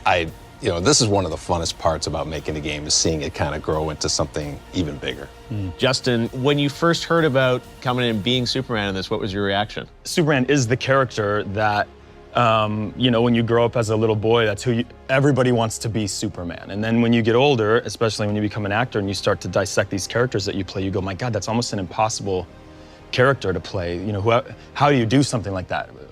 Someone who has no flaws. Yeah. And what's interesting about that, which was what drew me to this character, because we find him in a place where he is flawed. That's what I love about Injustice, Ed, is that you put your own spin on DC and these legendary characters. I gotta ask, when you were first kind of conceiving of this property, I mean, what was the genesis of the idea?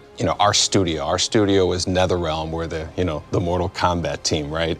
We would use the term evil Superman, but it's a lot deeper than that. The story is, what would happen if Superman was the most powerful being in the universe, was taken to the breaking point?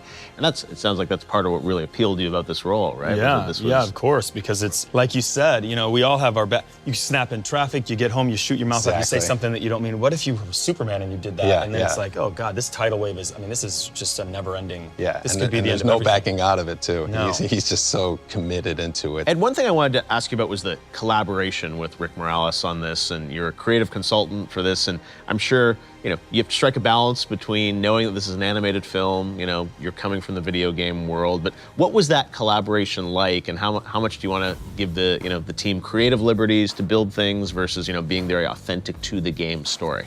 It's mainly focused on the comic books, but the catalyst of what happened that kind of really triggered Superman is featured in both the comics and the games. People who know and love Injustice will see new stuff.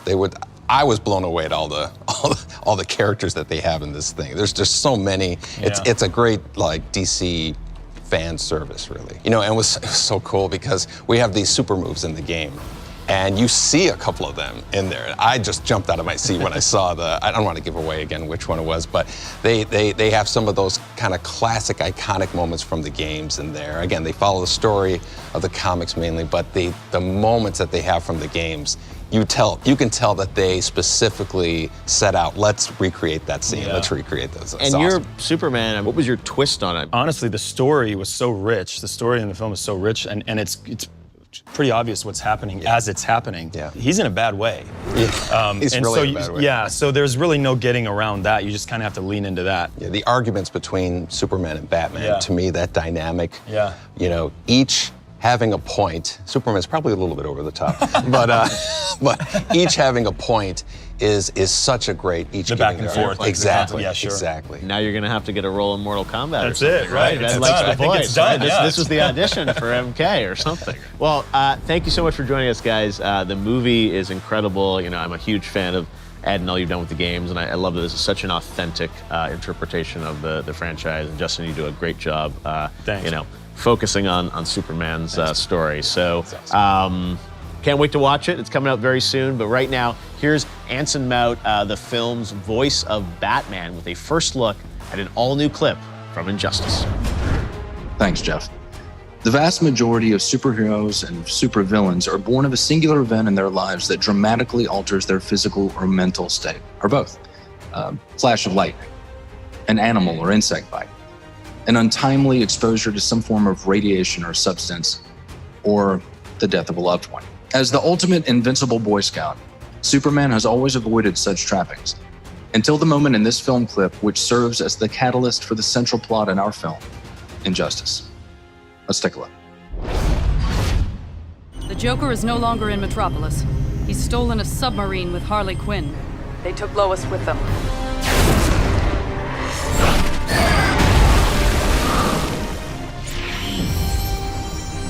I see it. Batman, one of the warheads is missing.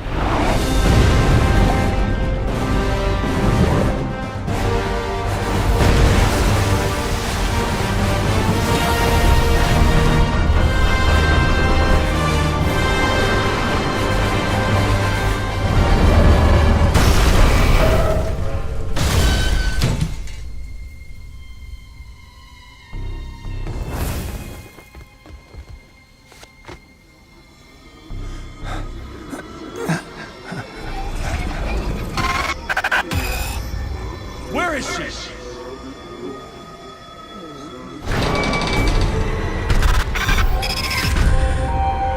Doomsday! No! I will not let you hurt anyone!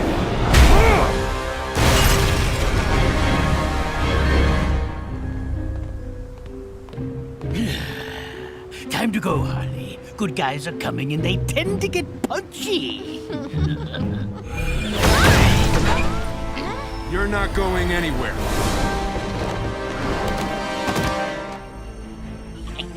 Scarecrow's fear toxin, mixed with kryptonite particles. What did you do? I'm pulling the best joke ever. It'll be my masterpiece.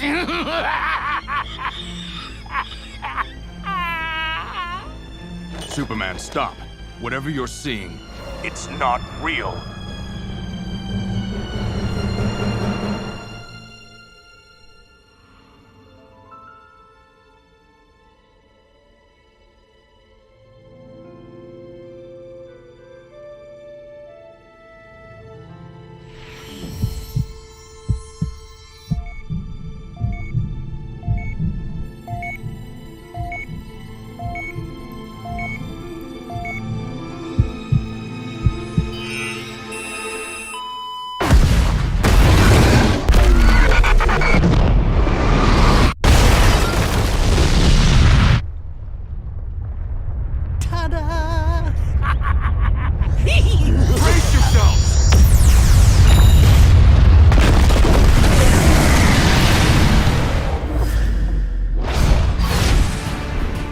Injustice looks absolutely intense. Needless to say, I have my popcorn ready and I am warming up my favorite recliner.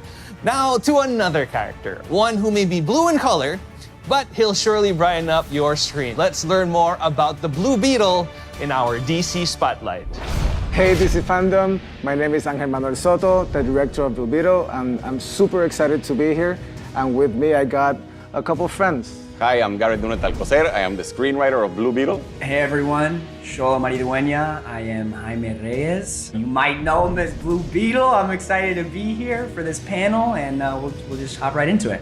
I am humbled and excited to be able to bring Blue Beetle to life. It's gonna be fun, it's gonna be funny, it's gonna be crazy, but it also has feelings. It's all of those things, like Latin American people are all of those things, and the movie reflects that. This contains all of what's great about Blue Beetle, in my opinion, in a way that's very exciting, and that's only gonna get better and better as these guys take it away. The Scarab is one of the most powerful piece of technology in the universe that has made its way across eons and eons and eons and landed in front of Jaime Reyes. The thing that I've loved the most about comic book series is that you see different versions of suits. Like you see like the metal version, and you see the flying suit version, and this and that. And I'm just so excited. With each superhero movie, you have to one up each other. So I know for a fact that any of the other superheroes out there who think they have the best superhero suit, I'm calling you out for a rap battle. We got the best suit over here at Blue Beetle. And I haven't even seen it. That's how confident I am. What I love about Blue Beetle, it's a deeply American character, right? And what I really like about Jaime is that he gets to be a reflection of somebody who's been around us forever, right? A Mexican-American kid who wants to be a part of this world, who wants to have a piece of this world, who wants to be able to thrive in this world. And like a lot of people like him, finds himself hitting the same obstacles that a lot of us face. Seeing the evolution of the Blue Beetle character, this film kind of like opens the door for the new generation of what Blue Beetle can become at the hands of Jaime. And like you said, it is everything that makes us who we are. One of the things that Garrett did beautifully was capture the Latino family in its core as how we see them, not as how somebody tells us or how somebody has seen it from a third-person perspective. And for once, we're able to see a hero that comes from a family from a similar economic background to the ones that we came up, and stands for and that represents the majority of the people who are the ones that are coming from the bottom. That closeness of family is something that makes Jaime different than other characters that I had seen before. And that potential to me was beautiful. Peter Parker gets bit by a spider, and one of his first instincts is to hide it from his family. Well, if you're from a Mexican family, good luck hiding anything from anybody. I'm so excited to be able to not only be a Latino on screen, but have the opportunity to show kids like, you can do it too. I'm ready. We're gonna shake things up. We're gonna bring you guys a story that you guys haven't seen before, and do it with a smile on your face. So we're ready. And I'm very happy to work with this guy. I love this guy. So everybody, welcome to the family. That's all that matters. And thank you for welcoming us to the family. DC. It's gonna be great. Thank you so much. Smallville premiered exactly 20 years ago today, which is just crazy. To mark the occasion, let's take a look at some of the show's most memorable moments. Previously on Smallville. What's happening, Jonathan? What are you doing, Clark? Lana. So what are you, man or Superman? I haven't figured it out yet. Your real parents weren't exactly from around here. What do you mean? You are the last son of Krypton. Who are you? Lois. Lois Lane. What kind of a monster are you? You were right about me all along, Mr. Kent. I am the villain of the story. Are you okay? I've waited for this for so long. I just don't want it to go away. I'm not going anywhere. We have been down a long road together, Kal-El. One paved with difficult trials. Those trials are behind you now. Trust me, Smallville. We can make this work. Oh boy, can't we?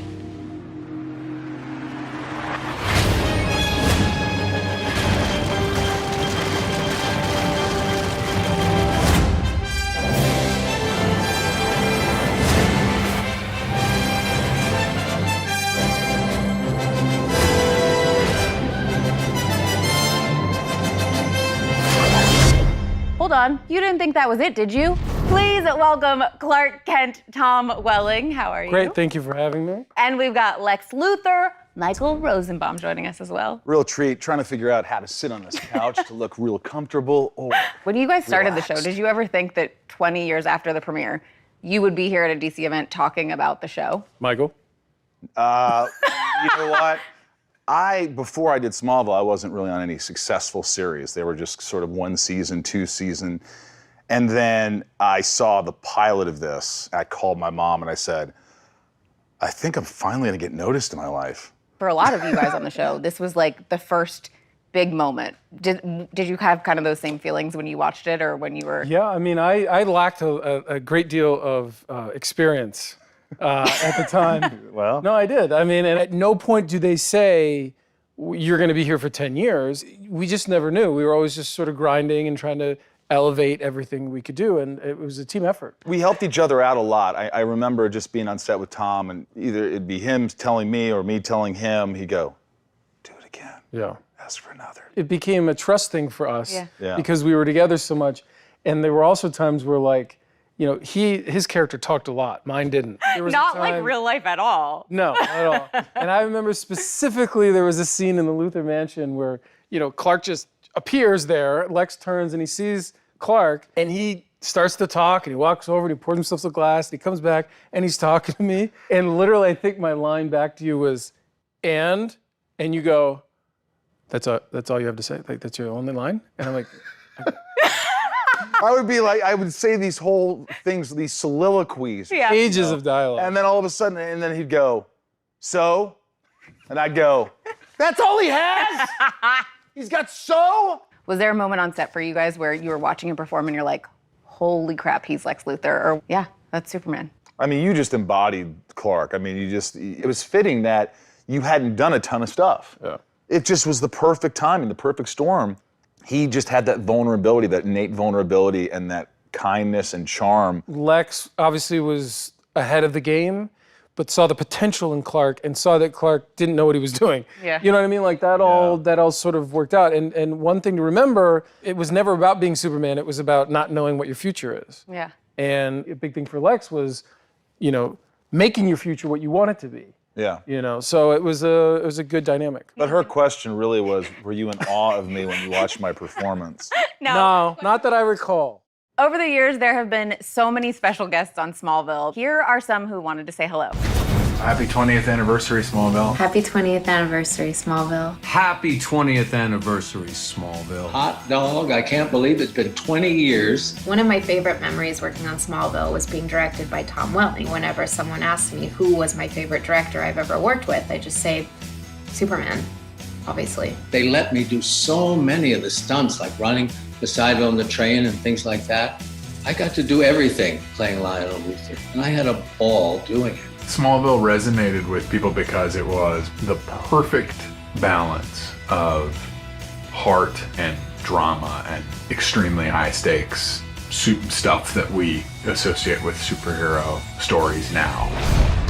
I mean, you see people who've been touched by this show and it helps me appreciate it. And seeing, of course, our boy Glover up there. Lionel Luthor. I wish he was right here. I know, we love being around him. If you could change anything about the show, is there a moment that you would go back and be like, I mean, I always thought that we should have seen a Bruce Wayne. Like, can you imagine Clark barging in to your mansion and like you're talking to somebody and you're like, I'd like you to meet Mr. Wayne. And it'd just be like this cool thing.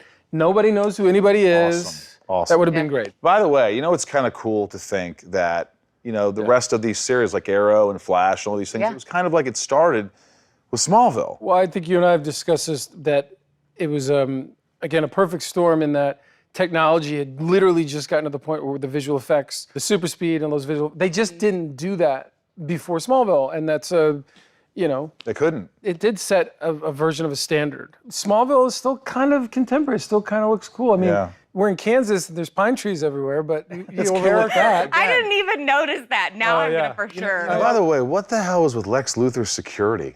He would walk in. He would just show up and I go, Clark. Now my reaction really wanted to be, hey, did you knock? That's true. Hey, where's my security here? Serious question with the finale. What was that like for you guys getting to be like, okay, some people that we haven't seen for a little bit are gonna get to come back. We're all gonna reconnect here on the show. A lot of people think I quit the show. And I didn't quit. My contract was for 6 years, and I ended up doing 7 years. When the finale came, the series finale, I called the writers a week before, like a week and a half before, and said, I wanted to be with everybody at the end. Yeah. And so I showed up after not having seen Tom for like 3 years, and it was a bit emotional. Very emotional for him. Yes, and the first take, remember the first take, big crane shot? Oh, yeah. Clark comes in, and the mansion's destroyed, and there's this big crane shot, big swooping crane shot, and it comes in, and goes past Clark. Lex comes in. Here's Michael. Camera comes in with close up. He goes, what's my line? What's the line? What's the line again? Oh. I was like, welcome back. Welcome back. We are almost out of time, but before we go, let's hear some messages from some more familiar faces. It's not every day that a series can celebrate like this, and I am honored to have been part of this iconic story. Happy 20 years, Smallville. Happy 20th anniversary, Smallville. Happy 20th anniversary, Smallville. 20th? No. It was my first real big job. It also was welcoming me into an entire universe, a world that was so rich and so loved already. It was really a privilege. I remember arriving on set and seeing Tom, and it struck me immediately. I'm like, my God, it's Clark Kent. We tackled some pretty serious subject matter, and then you would sort of, when they called cut, everyone's laughing and joking, and Oliver and Lex are laughing on the floor, you know, cracking each other up. It was a really, really great set. I am so thrilled that I got to be a part of such an iconic series, and I just wanted to celebrate with you guys. So happy 20th, Smallville. Cast and crew, thank you for having me be a part of your journey, and I'm sending everyone so much love. Awesome. Cassie Freeman, I remember she called me. She's probably got to be a little nervous going on to this show that's been on for years, and I just talked about how great everybody was and how comfortable she'll be. Such a mild-mannered person, but when the camera rolled, she was a force. Yeah. There was a scene where she had to like turn on that Luthor blood in a sense, and I was like, oh, this girl's gonna be all right. Like she's got it. And it was fun. It was fun killing her in season 10. It's great. Now, someone that I know we're missing is Lana Lang, Kristen Crook. She wanted to be here with us, but she couldn't today, so she sent a very special message. Happy 20th anniversary, Smallville. I haven't worked on this show for 12 years now.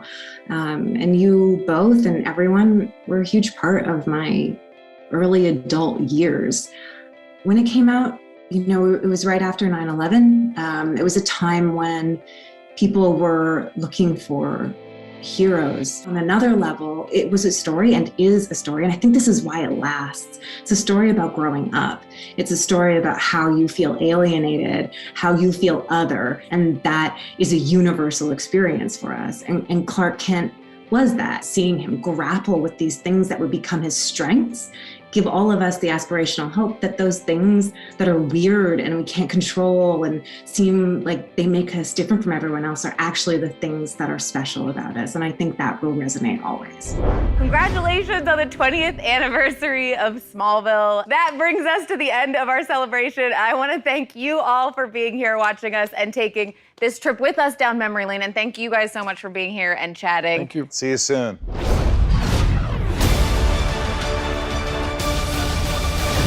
The greatest thing about a news flash is that it can happen when you least expect it.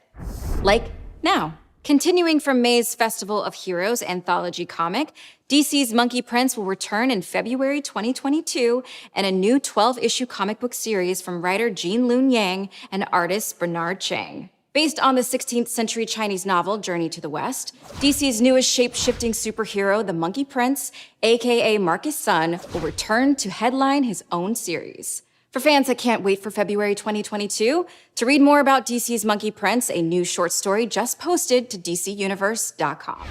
In this new tale available now, you'll see the classic Journey to the West characters defending the heavenly realm against Darkseid and his parademons.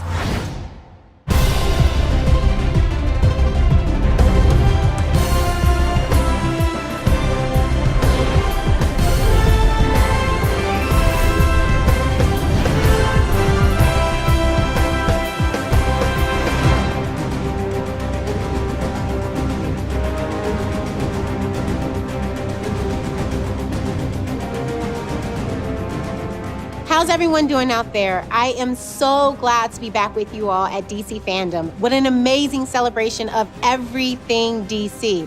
Look, last year I had just been cast, so I have a very special connection with DC FanDome. It was their first year, it was my first year, so let's do this. Okay, now, you know you can't have DC without GC, Gotham City. It's dark, gritty, it's riddled with crime and corruption, but that's why we all love it, am I right? Gotham is home to some really amazing characters beyond Batman. I, for one, can't wait to slip into my costume for another season of Batwoman. All the Gotham content you can handle is coming your way right now. First up, an action RPG based on some of the most beloved members of the Bat family. Maybe you've heard of Gotham Knights? Let's play.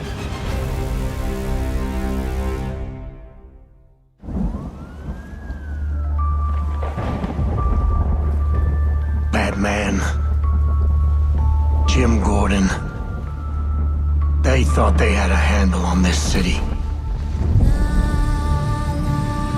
They never did. You don't stand a chance. Because they're always watching, always listening, pulling everybody's strings. Mine, yours. But no one talks about them. Not a whispered word is said. The Court of Owls is a myth. They're listening.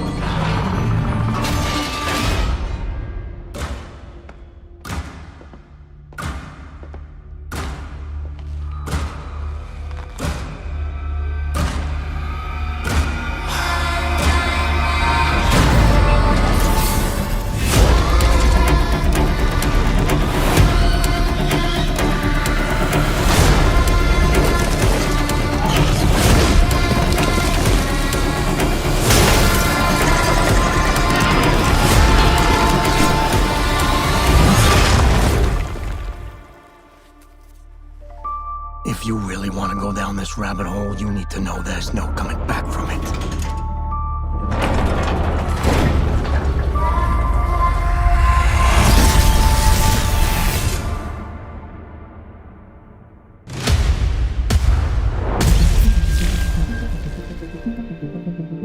One of the joys of writing comics is the hope that someone will take that story and make it something their own.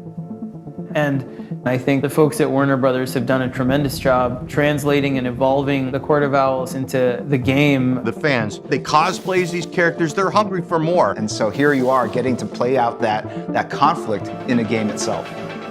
I remember taking this walk around New York City to my old neighborhood. Nothing I knew was there anymore. All of the people I had known had moved away. All of the stores were gone. The feeling was so unsettling, and I wanted to craft a story that would make Bruce Wayne feel the way I felt. The first time I read that story, I was just blown away because they were creating this really rich secret history of Gotham City, very plausible, believable, that was in direct opposition to Batman. I think probably inspiration for the Court of Owls originates from nature just by the real fact that the owl is a natural predator to the bat. What an owl does a lot of the time is it hunts you and it stalks you without you seeing it, and the fun of the way that the court goes after Bruce is to watch him from afar for years. Because it's been something that's been in Gotham for so long and been so powerful, and right beneath Batman's nose, I think that's the root of the success there.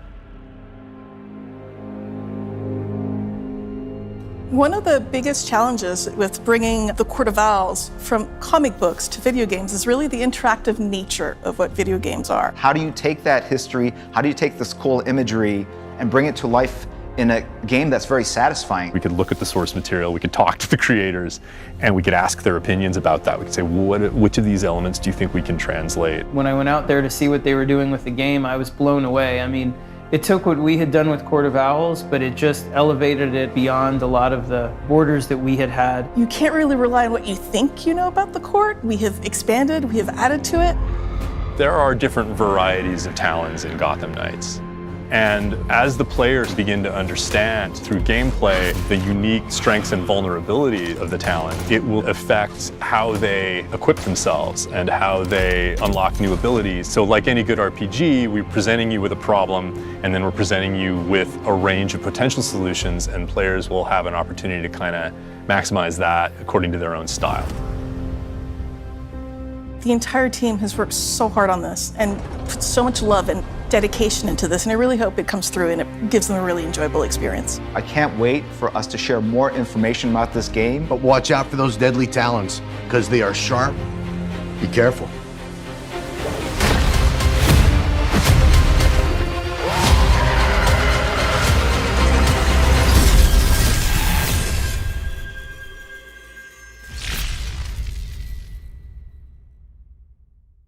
The Court of Owls looks truly sinister. I can't wait to know more about those mysterious masked supervillains and their deadly creatures. Forget Girls' Night Out. I'll be doing Gotham Knights In as soon as I get my hands on that game. So excited.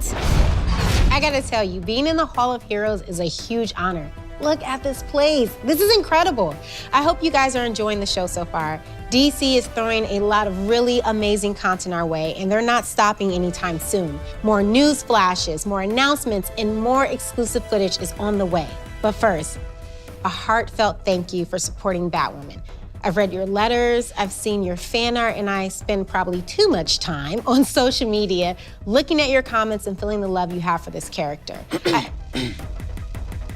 What about my character? Oh, hey, girl, hey. Don't I get any love? You know, behind every superhero is a supervillain. Well, you know Alice is a fan favorite. Look, everybody, please say hello to Rachel Skarsten, who plays Alice on the show. Hello, DC World. I am so excited to return to my evil ways on the show, and most of all, to get to work with the lovely Javicia again. Season 2 set up many new mysteries, characters, a new hero, which we'll take a special look at in just a few minutes, and we're gonna get into all of it this season. By the way, I will not be the only villain on the show this season. Did you see the premiere? Mad Hatter, Poison Ivy, and a whole slew of baddies joining in the fun. Makes sense it would take some of Gotham's most notorious villains and a little push from Renee Montoya to get Batwoman and Alice to team up and work together this season. By the order of the mayor's office, in exchange for your cooperation in these cases, you will be remanded into supervised custody. You're tying my fate to a psychopath? Well, more like handcuffing it, but yes. Any questions? Yes. Does this kind of wreck my ensemble? I mean, I get the whole bat motif, but this is a 44-story building shortly. There's a more comfortable workspace available. Good luck with that. I'm just gonna hang out here. What the hell are you two doing together anyway? Aren't y'all supposed to be enemies? Long story. She's working with me. They're a little short-staffed at City Hall. If crazy stuff's going down, may as well get the crazy lady's take on it. We don't really use the C word anymore. Crazy? Alice and Batwoman are working together? No, I'll have to see it to believe it. Well, Rachel, should we give them a taste of what's to come on season 3 of Batwoman? Perhaps a little bit of that never-before-seen stuff would whet their appetite. I hope so. Here's a look.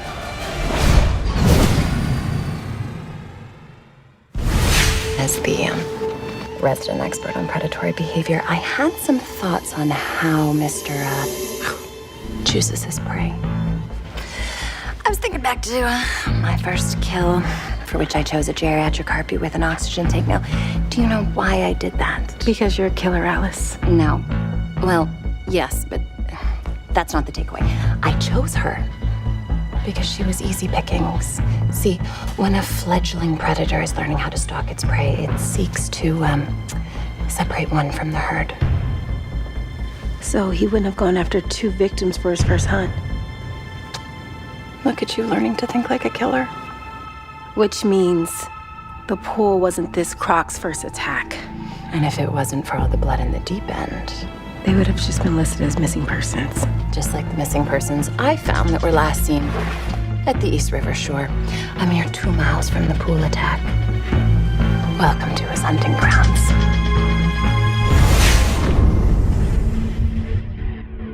Well, I guess I stand corrected. Maybe Alice and Batwoman can work together. Quite the twisted partnership. Rach, I have had so much fun filming with you for season 3. I know, me too. And I cannot wait for everyone to see how our story unfolds. Well, I should get back to practicing my maniacal laugh. Never know when I'm gonna need it. Bye. Bye, Rach. If you like nail-biting, what's gonna happen next, plot twisty television, then I'll see you for season 3 of Batwoman. And one of the newest heroes of the cast gets his own DC spotlight right now.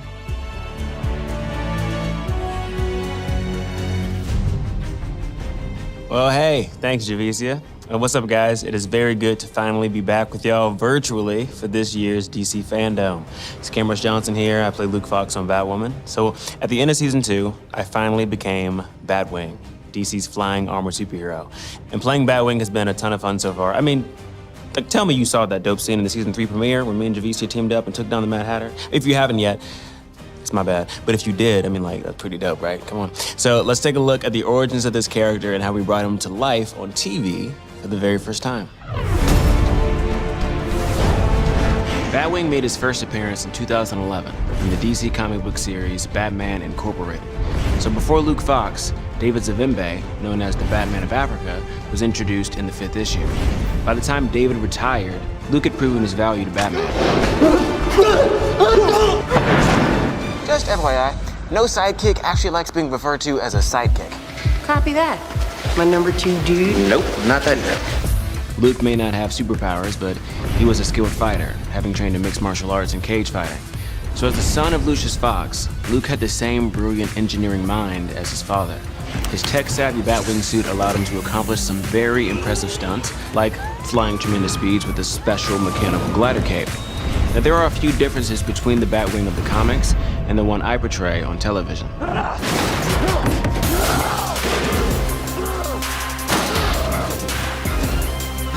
What the hell are you? Justice.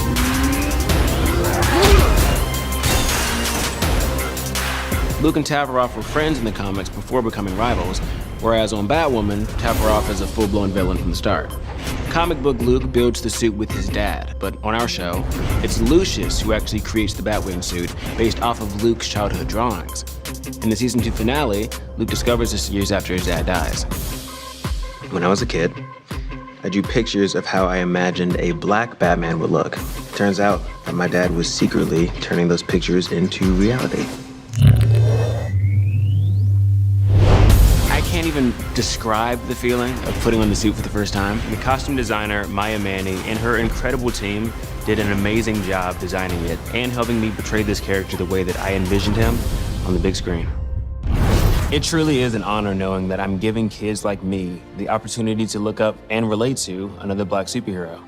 I mean, it's such a surreal experience, and I can't stop smiling about it when I think about it, because, you know, I'm just a random kid from a random town in a random state that had big dreams and wanted to make a difference.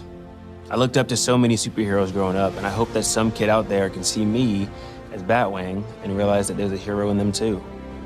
And one day, we might just need to meet them. Now, as some of you may know, and the true homies have copies sitting on their shelves right now, I also wrote a Batwing story for DC's Batman Urban Legends anthology series. I was given this fun opportunity to choose any villain I wanted for Batwing to take on, except the Joker, and I won't forget that.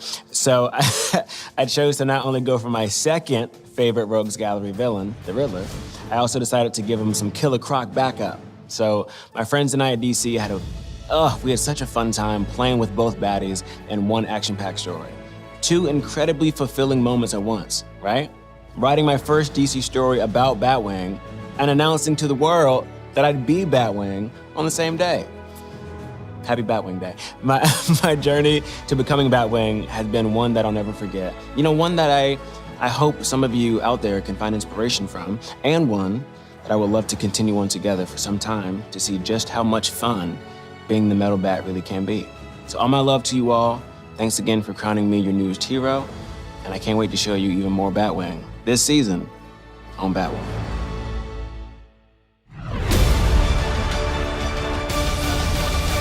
Welcome back, DC fans. We are excited to share that the winner of the Round Robin fan bracket, Robins, is available now on DC Universe Infinite. Over 1 million fans voted in the massive winner-take-all bracket, greenlighting Robins from writer Tim Seeley and Baldemar Rivas. As all the Robins come together to talk about how being a Robin has affected their lives, they are violently interrupted by someone who claims she was the first Robin. The last time fans voted on the fate of a Robin, it went very differently. DC Universe subscribers can read this digital-first title now, only on DCUI. Still to come, Catwoman Hunted, DC's Legends of Tomorrow, and the new Batman trailer debut. Hello again to all our fellow super fans from all around the globe. Once again, Américo Borgo. And I am Aline Diniz. So far, today's journey through the DC multiverse has been amazing. We saw Dwayne Johnson as Black Adam and Jason Momoa returning as Aquaman.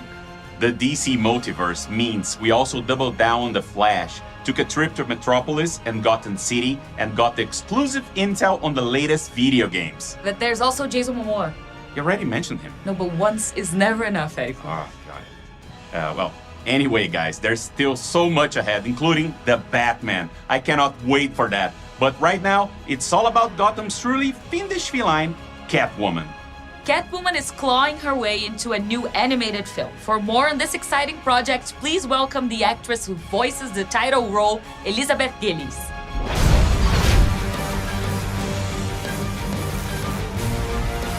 Catwoman celebrates her 80th anniversary next year, and Warner Brothers Animation, DC, and Warner Brothers Home Entertainment salute her longevity and popularity with the release of a DC animated movie all her own, Catwoman Hunted.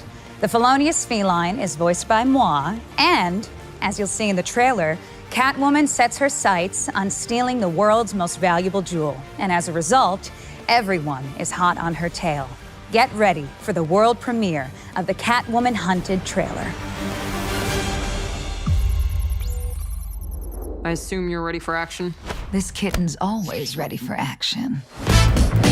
Darling, you're even more gorgeous in person. Multiple countries have warrants out for your arrest. I'm popular. This little kitten sauntered into the lair of the wrong big cat. Stop her! I thought this was supposed to be a party. My kind of party. Minerva is built her Leviathan crime syndicate. It's now richer than many countries. You help us bust Leviathan, your warrants disappear. Catwoman must die. I did not sign up for this. Did you sign up for this? You really have to think about that? Prepare to get your ass kicked. Don't make me fight dirty.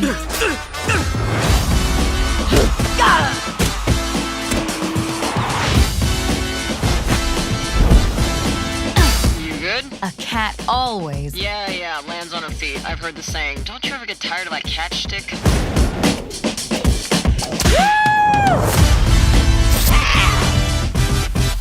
Darling, I love your costume. Hold on to that one, love, or I might just steal him away.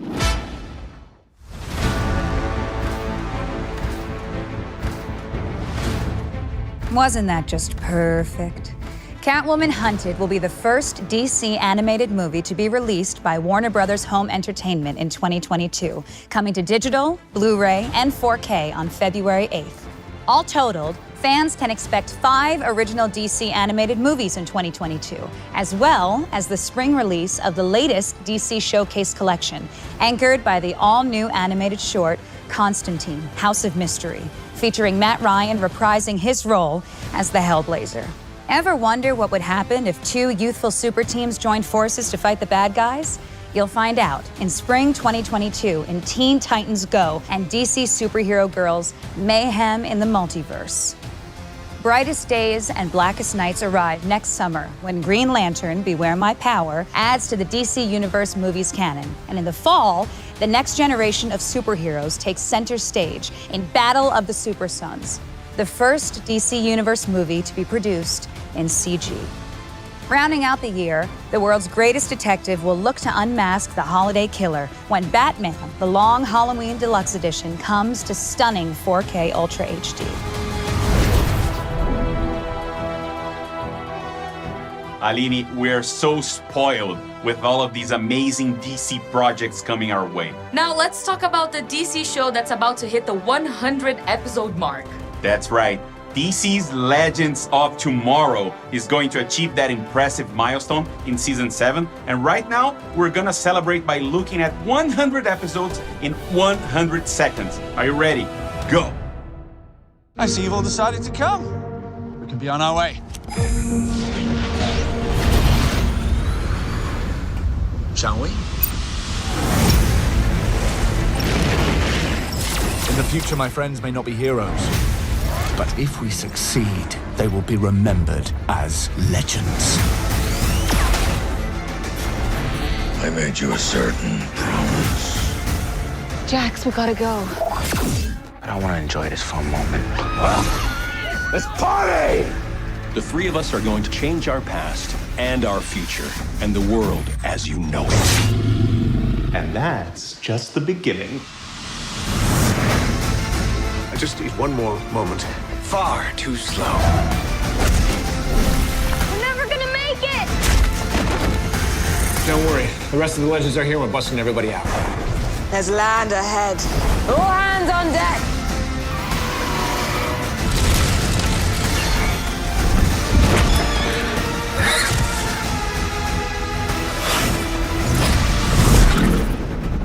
Let's do this. I can't do that. Wait! As I was saying, legends. Whoa, whoa, whoa, whoa, whoa. This mission has to be epic. And I have the perfect plan. Sarah, no! What's that? Can we kill them now?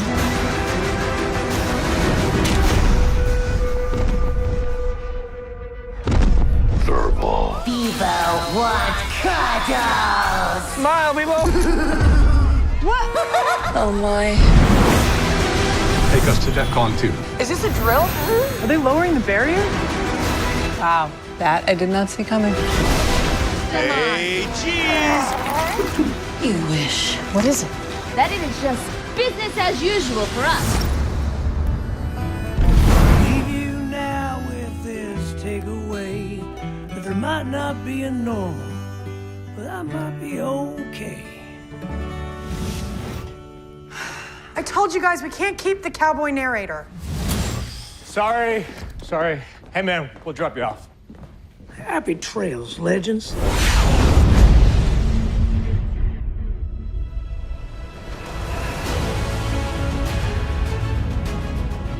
It's true that every generation has their favorite Batmobile.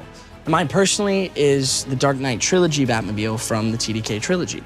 But for the next generation of DC fans, Warner Brothers Animation has been revving up production on their preschool series about some of the coolest DC vehicles. Of course, led by the one and only Batmobile. But that's not all. Your favorite heroes, iconic villains, and all the citizens of Gotham City are taking on vehicle form in DC's Batwheels. And you don't have to be a preschooler to love this show. You just have to be a kid at heart. This is really fun for the whole family, so let's check out this very early preview.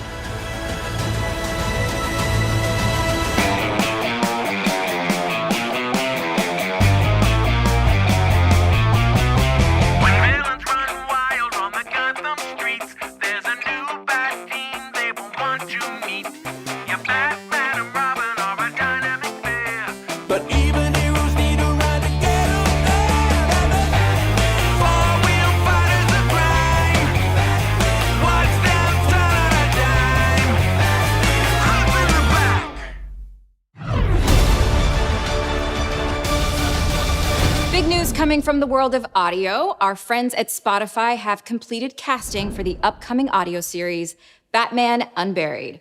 But you don't want to hear the news from us. We'll let Barbara Gordon tell you. What up, everyone? At DC FanDome, it is Gina Rodriguez, and I am so excited to let everyone know that I am going to be a part of Batman Unburied. Whoop, whoop. and I get the honor of playing the iconic voice of Barbara Gordon. I'm so super excited. I'm so excited for you to come on the audio adventure with us, only on Spotify. Joining the cast alongside Gina will be Sam Witwer as the Harvester, Amy Raver Lampman as Kel, Jessica Marie Garcia as Renee Montoya, and Jem Peary as Arnold Flass. Hey, DC FanDome, it's your boy, Winston Duke. And I am so excited, so honored to be joining the DC family with Batman Unburied, with Spotify and DC, and we have been cooking up something very, very special for you. We've been creating something that's nuanced and beautiful with great characters, great voices, and just a beautiful experience. So, in that vein, I am Batman. Holy smokes, Batman. More news to come from Spotify and the forthcoming Batman Unburied podcast. Still to come, Batman Cape Crusader, Harley Quinn, and the first details on the Batgirl film. We know fans love one-of-a-kind partnerships, so we're here to announce an exclusive collaboration between the Batman and Puma. Here to tell us more about it is none other than football icon, that's soccer to some of you, and our fellow Brazilian, Neymar. Now, that is huge news. Fala aí, Neymar. Bate ousadia, bate alegria, hein? Conta mais, o pai tá on mesmo?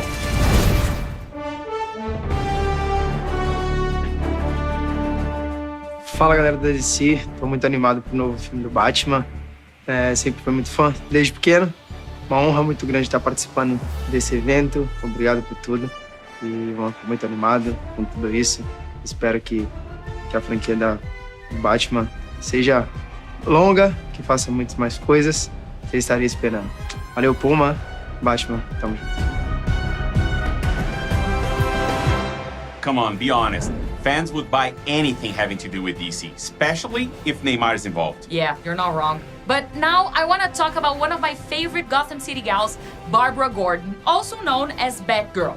The tech-savvy martial arts badass is getting her very first full-length feature. It was a role that every actress in town wanted, but ultimately it went to Leslie Grace after her stellar breakout performance in last summer's In the Heights. She was so good in that. And now, we're all looking forward to seeing Leslie take on the bad guys in a very different version of Gotham City. Let's learn more about Batgirl in this DC Spotlight.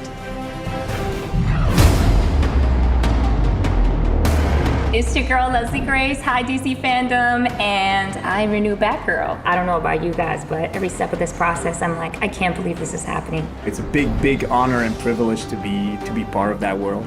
That's really unbelievable. I feel like a kid again. Honestly, I just feel like the luckiest writer on earth. We wanted to have a very broad casting. It was very broad in range of ages and races, and what was important for us was that the best actress for the part would be cast. Eventually, we saw Leslie among. It was a goosebump moment. Yeah, it was really like. It's like the whole time, who is gonna be Barbara Gordon? I mean, there was something that she just. Like that hit a nerve and felt like, okay, we are actually watching Barbara Gordon. She's a girly girl, but she also is so capable of being strong and being determined and like kicking butt. And she wants to prove herself, but she's also still just so sweet. A lot of times we focus a lot on the male superheroes, but it was really exciting to read for a female superhero that has that grit and like is very sincere and almost eager to prove herself. What's kind of fun about Barbara and Batgirl is that in this story, she's discovering Batgirl for the first time, and so she's getting to explore a duality she's always had in her personality, but it's this whole new side of her personality, a slightly kind of more daring, slightly less law-abiding side of her personality that we get to just have fun and play with. We ask Leslie to train a lot. We want the fights to be, pretty realistic so that it feels more raw and more real and more relatable. I'm really excited about the action. I mean, I'm training so hard and we're trying to get as much learned in my body before I get there. So I'm excited about what that's gonna actually look like once we have a suit and once we're on location figuring out those fight sequences. So that's really exciting to me. You know I'm a fashion girl too, so I'm just dying. I'm like looking at that girl behind me, and I'm like, all right, I can see it. We like that she has a cowl. That we can say. She will have a cowl. So it's not gonna be the design with just the mask on the eyes. It was so funny. It was one of the first questions I asked once we were on. I was like, so is she gonna have red hair? Cause like I'm so ready. Affirmative. Of course. Yeah. Affirmative. That's Batgirl. It's gonna have everything in the movie. All the emotions. There's gonna be a climax. It's gonna go crescendo. And You know, at the end, you're gonna be on the edge of your seat like that. And at the end, boom! Can't wait. I'm so ready.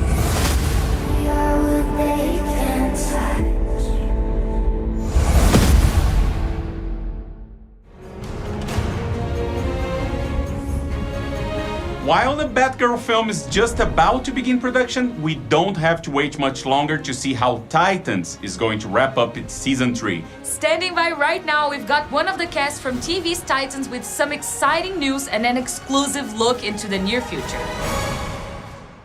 Hey guys, Brenton Thwaites here. I play Dick Grayson and Nightwing in Titans on HBO Max. We're very happy that you guys have been enjoying season 3. We loved making it, and it's good to know that it's landing on audiences, especially the hardcore true Nightwing fans, Titans fans. We're excited to be here at the DC FanDome.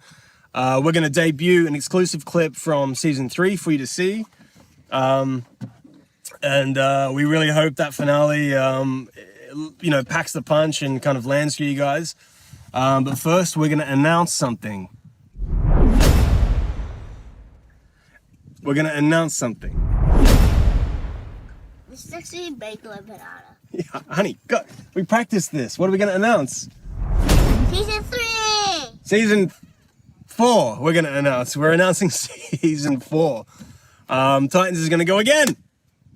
And we are very excited to go back to Canada and continue making this wonderful show. It's been a wild ride. I love making it. Toronto's a wonderful place to work, and this is such great, versatile, diverse content to be able to work on as an actor. But it is all thanks to you guys for, watching it and enjoying it and demanding that they make another show, another season. Anyway, we're out. Thank you. See ya.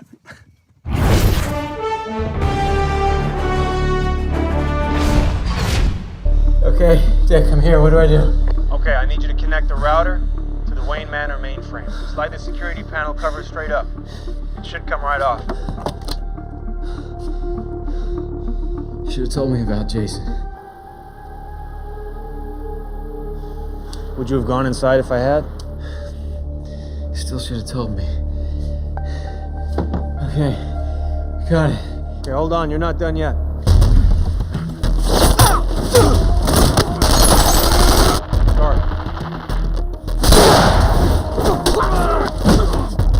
I'm going in. Tell guard to cut the red wire and hook it up to the router. The red wire? You never cut the red wire. Cut the red wire.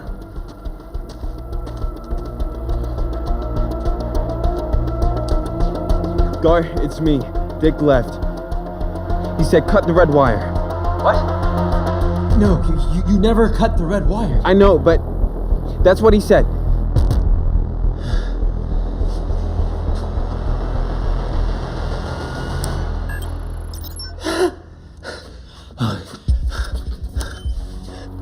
What's happening? We're in. Oh, shit. What? There's a security question. What's the name of the one who got away? Joker.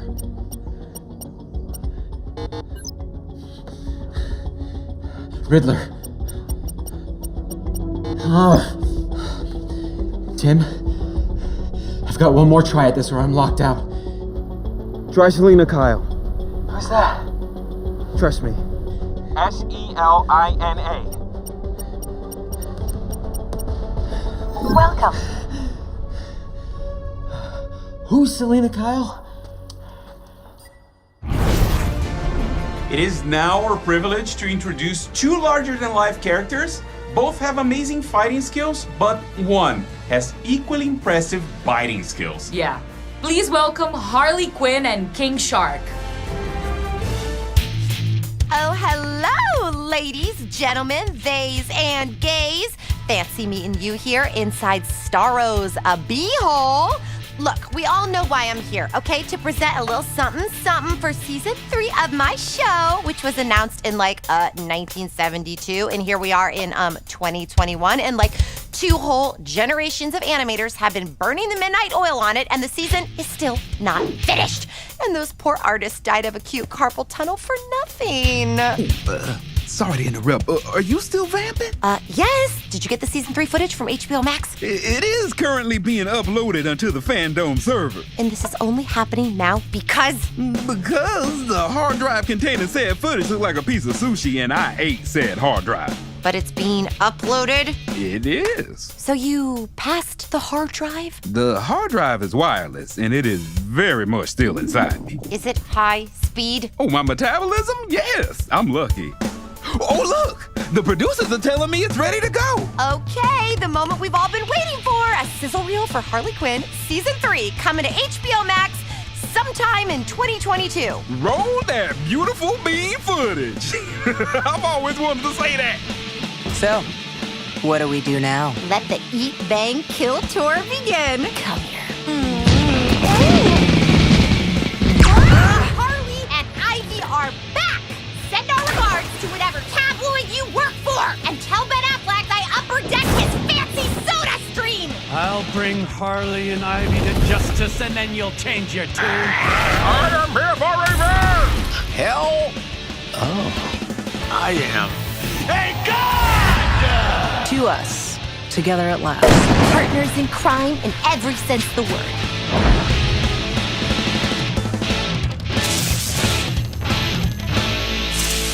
There are so many surprise twists and turns, and I say that as someone who's already lived it. I will admit, that looks pretty great. Gonna be better, after the crayon guy, colors it in, and then the sound effects guy does the pew-pew stuff, and, the music guy does the bang-na-na-na-na thing with the guitars. Oh, God, animation takes forever. You're telling me? I'm sure they'll get around doing something cool, the old Que Hombre. Any minute now. Yeah, don't worry, you look great. Well, there you have it, folks. Enjoy the rest of FanDome, I guess. And please remember all the cool stuff you saw earlier, and not that. And get ready for more of this soon. That's all I can move right now. Not too shabby. Oh! Okay, we're done here.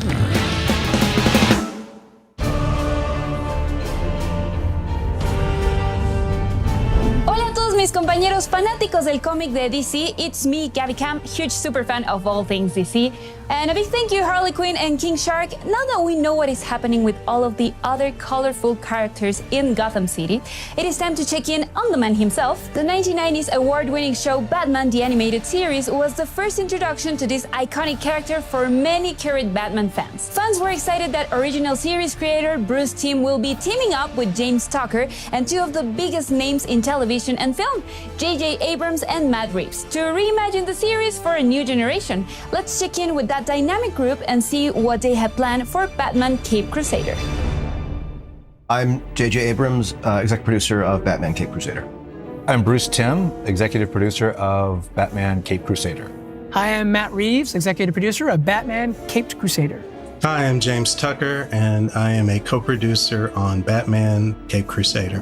Warner's Animation asked if we would be interested in working with Bruce on a new animated Batman series, and Matt was working on the Batman film, so it just felt like an opportunity to collaborate not just with Bruce, but with one of my best friends on a project that I knew would be incredibly meaningful to all of us.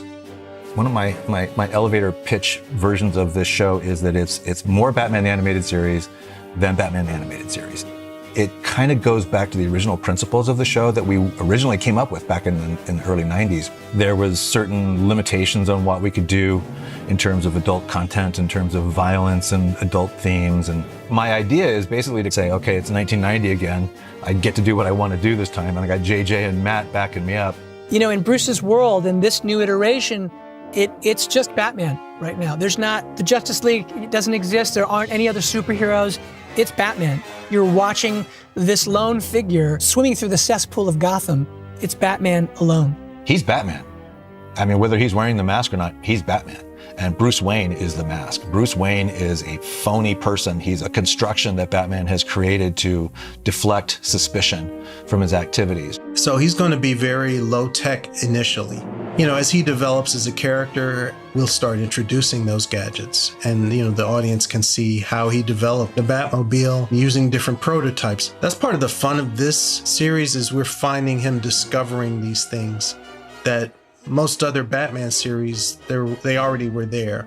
It really is an incredibly complex psychological story about someone who, in a way, needs to be redeemed, and that's kind of what at least this first season's about. We've reconfigured some of the roles some of the characters have. We're starting before Batman has earned their trust and they've earned Batman's trust. So there's nothing assumed. We don't know that Commissioner Gordon will be Batman's ally.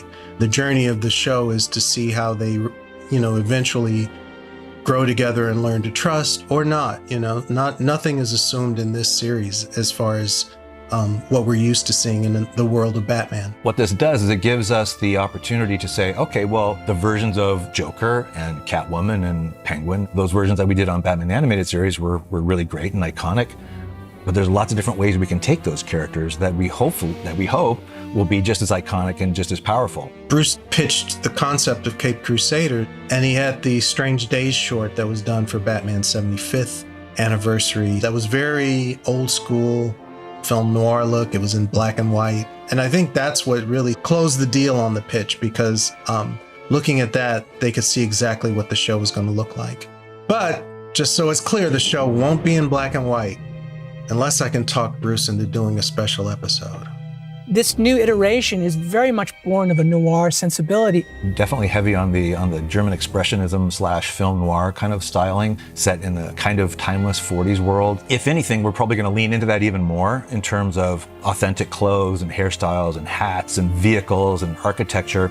The way we deal with the characters is going to be quite a bit more modern in terms of inclusivity, representation, things like that. Cape Crusader is something that, you know, I feel honored to get to be part of the creative conversations, to get to help and support along with Matt, you know, not just the vision for how they want to do it, but even in using new technologies, the opportunity to take advantage of literally techniques that didn't exist back when Bruce was doing the animated series. It's an honor, and I'm thrilled to be able to work on this. But to be honest with you, the most exciting part is I can't wait to see how it turns out. I can't wait to see all of this come together. I'm a fan, and I just want to see what Bruce does.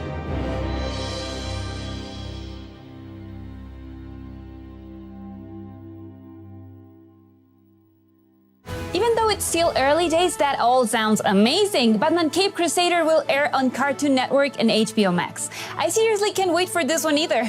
There's so much talent behind this series. And speaking of talent, let's take a look at your amazing Gotham-inspired art.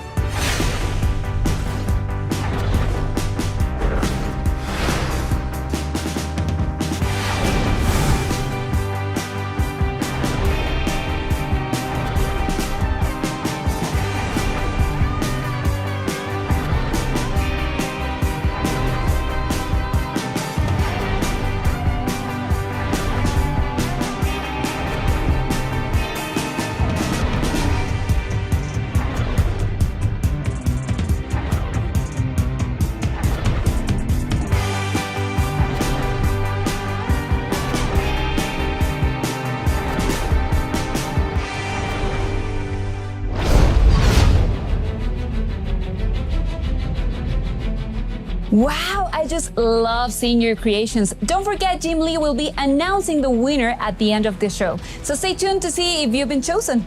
Do you like pizza? Have you ever wanted to be like the Batman? Then you will want to get your TikTok on with those pizza fanatics at Little Caesars, who are partnering with the Batman film in theaters in 2022. To get in on the fun, record how you would navigate your everyday life if you were the Batman. Then tag your video with #BeLikeTheBatman on TikTok. To learn more, check out at Little Caesars Pizza on TikTok. We won't keep you in the dark. And here's something else to be excited about. A new DC mobile game announcement from Ludia. Looks like the most iconic DC superheroes and supervillains are going to be featured in a puzzle RPG. Mobile gamers, get your fingers ready for DC heroes and villains.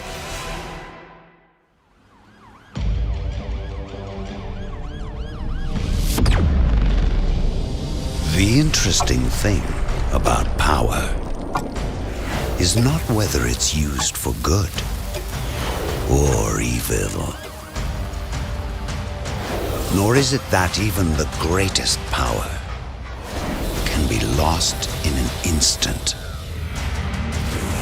It's what we choose to do when identities crumble. The line between hero and villain blurs. And extinction draws near.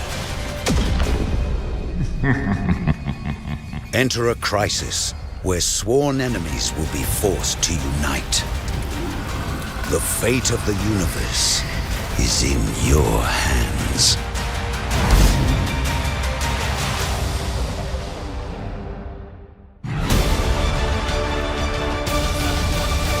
We have some exciting news for fans of collectibles. Here to tell us about it is legendary comic book artist and founder of McFarlane Toys, Todd McFarlane. Hey, thanks, Candace, and I hope you're enjoying yourself, and so are all the fans out there today. I'm here to talk to everybody about McFarlane Toys, my company, and DC Direct. We just started a partnership, but basically I'm going to take all the things that we're good at and continue to do all the things that DC Direct has been doing. So here's a couple of things to look forward to. We're going to continue the Batman Black and White series, which is over 100 different statues already.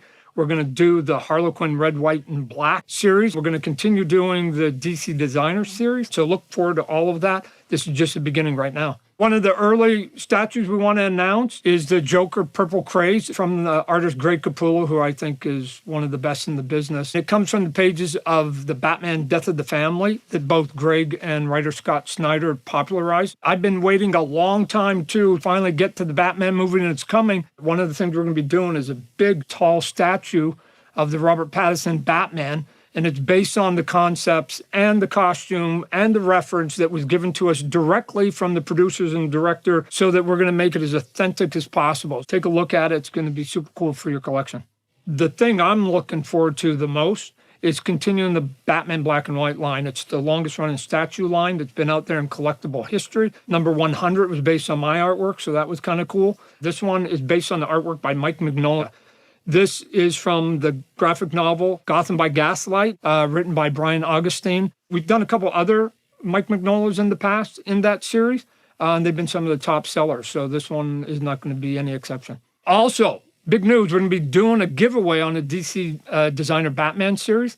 This one is going to be based on the comic book Batman Year 2. Artwork by myself, so I know what it's supposed to look like. And on top of it, I'm going to sign that toy for you. So if you want a chance to win that cool big Batman, head over to DCFanDome.com for a sneak peek at some of the upcoming collectibles that are coming out, including Dwayne Johnson has Black Adam and a bunch of other cool stuff. Still to come, Shazam, Fury of the Gods, and the Batman's new trailer debut. DC fans, we're not slowing down with all these announcements and surprises. Now, going into its 4th season, Young Justice is a fan-favorite series focused on the covered-up side of the DC universe, taking place on Earth 16. It sees fan-favorite characters like Superboy, Miss Martian, Satana, Beast Boy, and more as they take on an ever-evolving DC universe. And this just in, you can watch the first episode of the new season for free after the show on DCFanDome.com, but there's still so much to come on in Hall of Heroes that you may want to finish watching our show before you jump over to watch them all. Until then, here's a sneak preview of Season 4 of Young Justice. The heroes of Young Justice have grown into leaders. McGann, Connor, and Garfield are on their own. But right now, fighting bad guys is the least of their worries. At some point, we decide who we want to be. No one on the team is perfect. You broke the rules.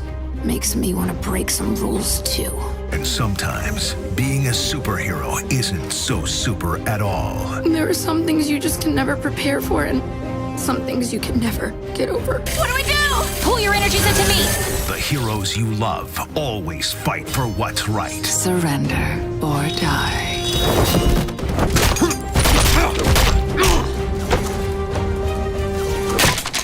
That was my favorite clipboard. This season, they'll fight for something more. No more angst! No more meddling! You'll all die today! And the choices they make. We decide who we want to be. Man, for a minute, I thought I lost you too. Will alter the DC Universe forever. Young Justice Phantoms, now streaming. I like it.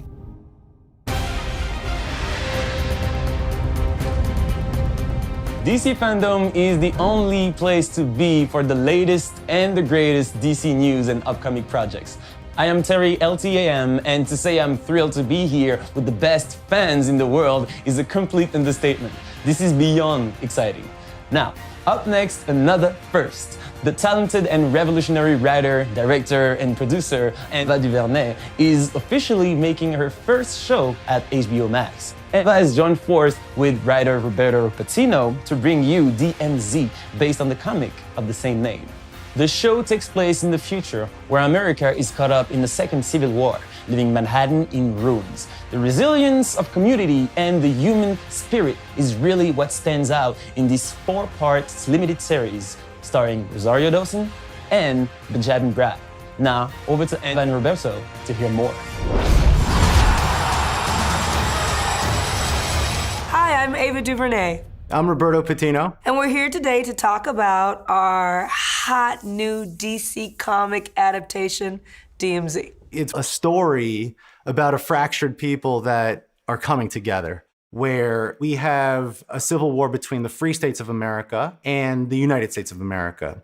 And our story takes place 8 years into that DMZ, where the rule of law is basically dictated by the most powerful person at any point in time, and that could change from block to block. So you have people who are in the city who've basically been abandoned. And the big kind of thrust of the story is an outsider comes in and she turns everything upside down. And that roller coaster ride, that adventure is one of the things that I love most about your script, and one of the reasons why I had to direct it, I had to be involved. Let's talk a little bit about Rosario Dawson and the character of Alma. Alma was inspired by one of the most fascinating characters in the comic book, and also one of the most underserved characters in the comic book, named Z, who is this fearless medic. I really took the creative guardrails off and dove into the spirit of Z and reinvented her. You know, this show is a bit of an origin story for one of the best characters in the graphic novel. She comes out the other side with a whole new understanding of what her place in this world ought to be. I mean, the thing is like a beautiful, chaotic, messy, grappling with gender and who can do what and what power looks like and who really has the power. This is exemplified through Parco, played by Benjamin Bratt, and Wilson, played by Hoon Lee. And these are two actors, Roberto, they came to play. Man, Parco Delgado is this guy who said, you know what? I am the law. I am the power here. And who I am and what I say I am, no one's gonna challenge me on that if I say it with enough resolve. Wilson, on the other hand, is about the opposite side of that, where everybody gets to make truly free choices in the DMZ. They get to decide who they wanna be. And the result of that is this patchwork of gangs and tribes and outfits, and Wilson sees that as a marvel. Because that's what the DMZ is. It is set in a world that's just a few moments into the future. And it speculates what would we be if we let the worst of our divisions get to us. I just think it's super cool. It's also important in ways that allow us to consider ourselves now and what we want to be going forward. We're just pleased and proud that it's going to be making its way to HBO Max. And, you know, it's just been a pleasure working with you, my friend. I can't wait to do it again and again. Indeed. It's been such a pleasure working with you, too. And I honestly cannot wait for the world to see DMZ. It's a world I'm thrilled to share with audiences, and especially with the DC fans. Same here. Well, thank you to DC for having us, and we'll see you on HBO Max very soon.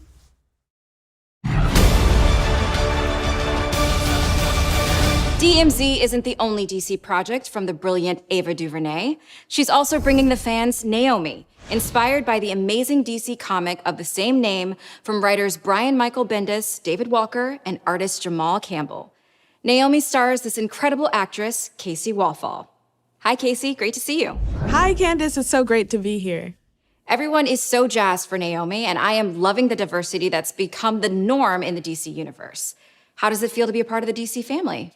It's an honor to be a part of the DC family. I, for so long, have watched shows like The Flash and a bunch of other DC TV and movies. So it's really special to me and very full circle for me. And everyone who I've talked to within the DC universe has been incredibly welcoming, which makes me really happy and it's been so exciting. I'm really excited for people to see this character that is so special to them within the comics on TV. And since she's so fairly new to the DC universe, there's a lot of room to grow within the character and within the story. And it's something that we haven't seen yet within the DC universe.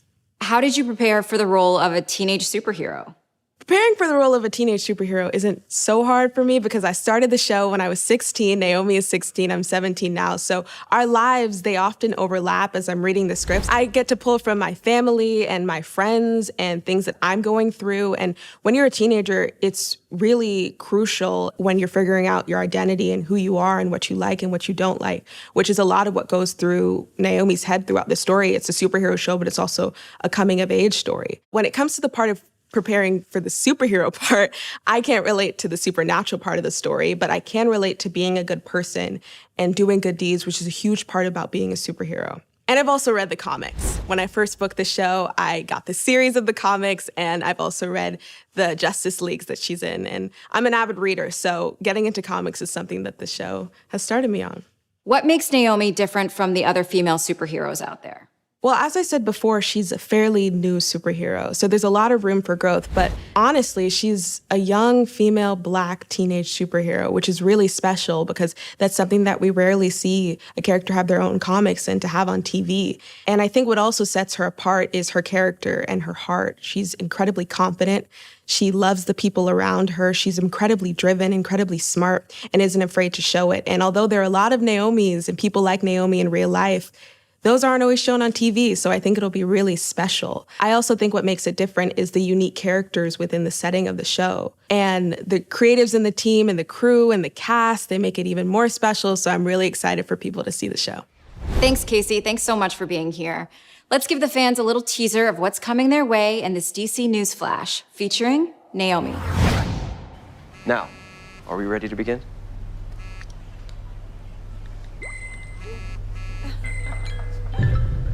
What's going on? Annabelle says there's a stunt happening in the square. Something to do with Superman. I need this for my site. Bathroom break. 10 minutes. I'll be right back.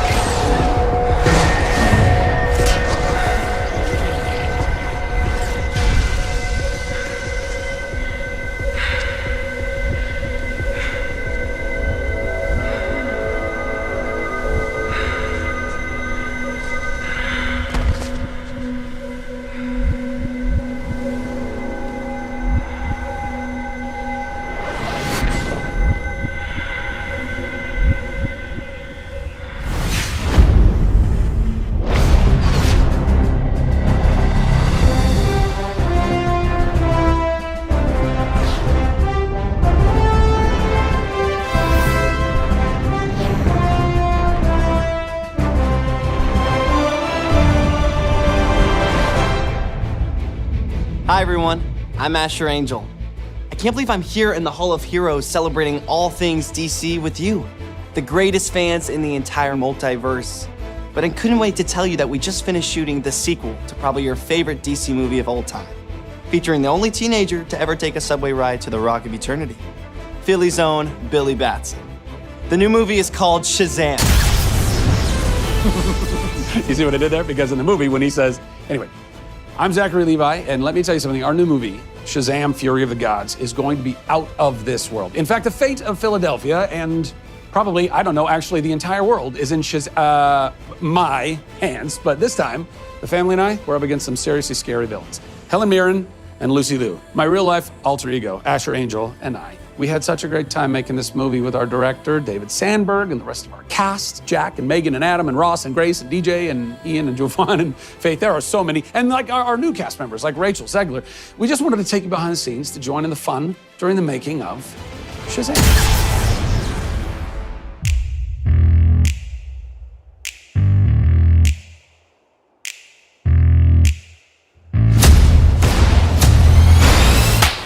Hello, my name is Zachary Levi. I should have a little tag. And I play Shazam. We all established something very special in the first movie. And in Shazam, Fury of the Gods, we expand on that. Now they have to balance their life with being superheroes. This is where you hang out with your superhero friends, isn't it? These goddesses come to our world. Our incredible new villains, Lucy Liu and Helen Mirren. She's kick-ass as Calypso. We have mythological creatures. Minotaurs, harpies, and dragons. When I talk about upgrades, we got an upgrade, a huge upgrade in the suit. Bigger action sequences, bigger set pieces. We go from Athens to Philadelphia. We go from the Rock of Eternity and the Library of Eternity to the Realm of the Gods. So we get to go to environments that were never explored in the first film. We have it all. 3, 2, 1. Shazam, Fury of the Gods takes the excitement and the action to a whole new level. It's going to be more of a spectacle. This fun all around. You're in store for a treat, y'all.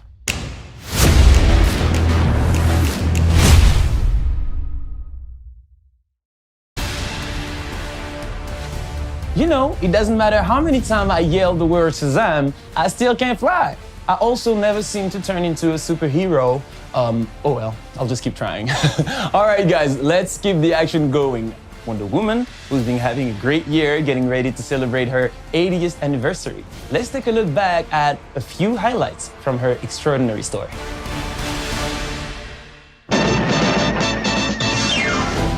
Wonder Woman is one of the original superheroes. She is a universal character. Diana's values are built in her. It's all about love and compassion and humanity and peace and inclusiveness. It's part of who she is, and that's what makes her so special.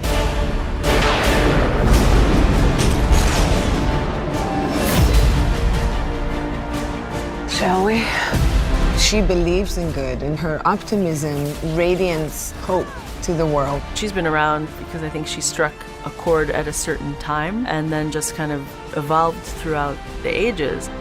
We all were Wonder Woman on the playground, and I love that she elicits that in people and makes people feel like they could be Wonder Woman.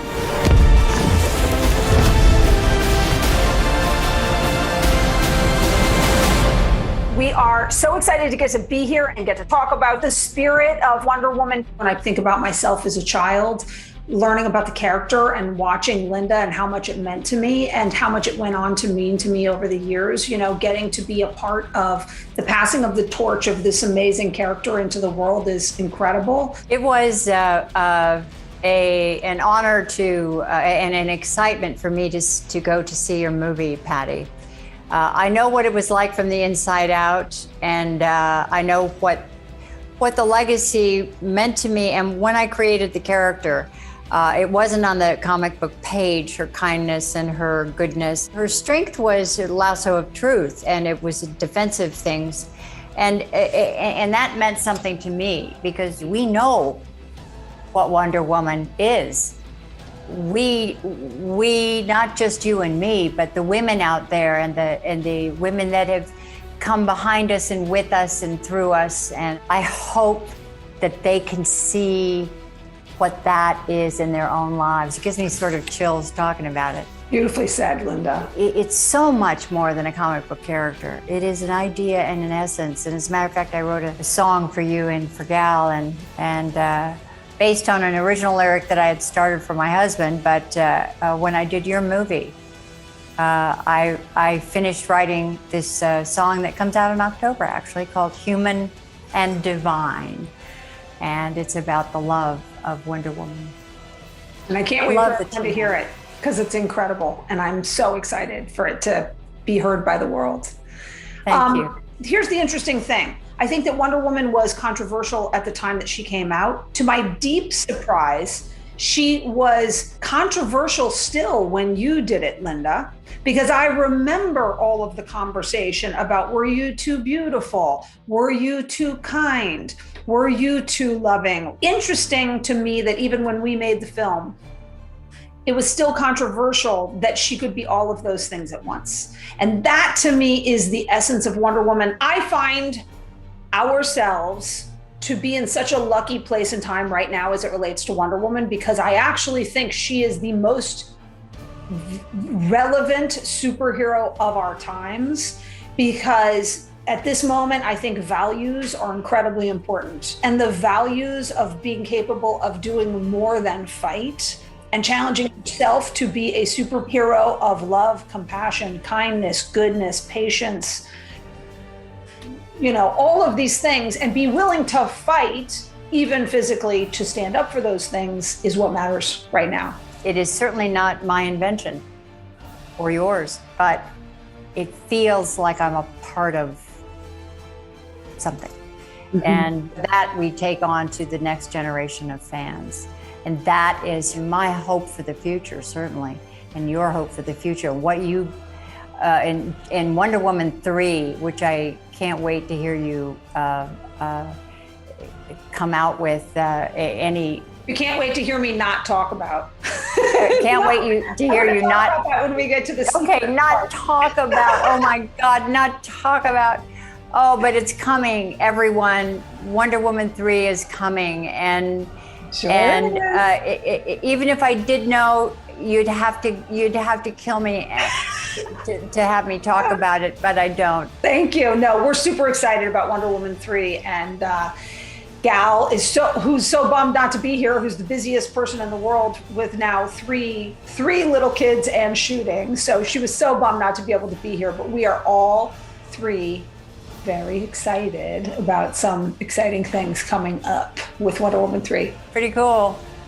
Who would have thought in my life, at this time in my life, that this gift would just present itself to me? And that's so cool. And that's what I'm hoping for all of the fans of Wonder Woman and all of the fans to know, that your life is full of surprises.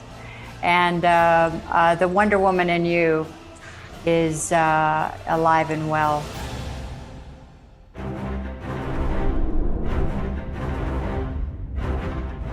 Wow. I am just in awe of these women, Patty and Linda, and to you, the fans.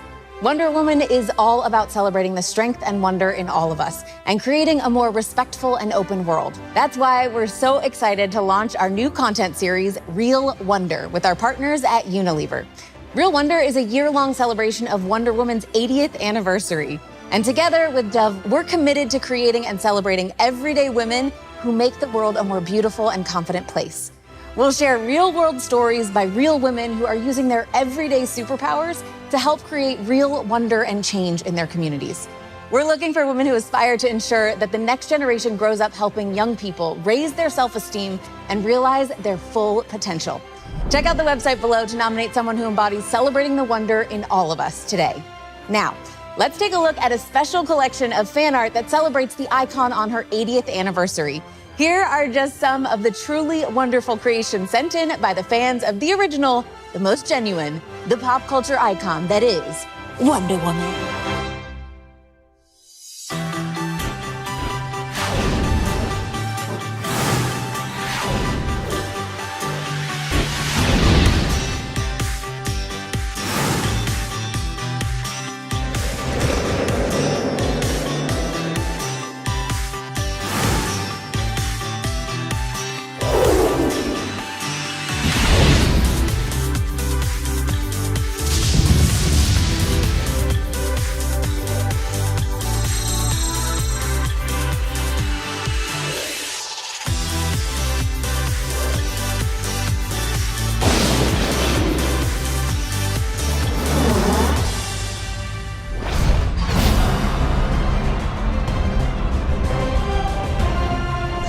I am always in awe of your amazing works of art. We asked members of our DC family why Wonder Woman has been such an important icon for 80 years and what wonder means to them. Let's take a look.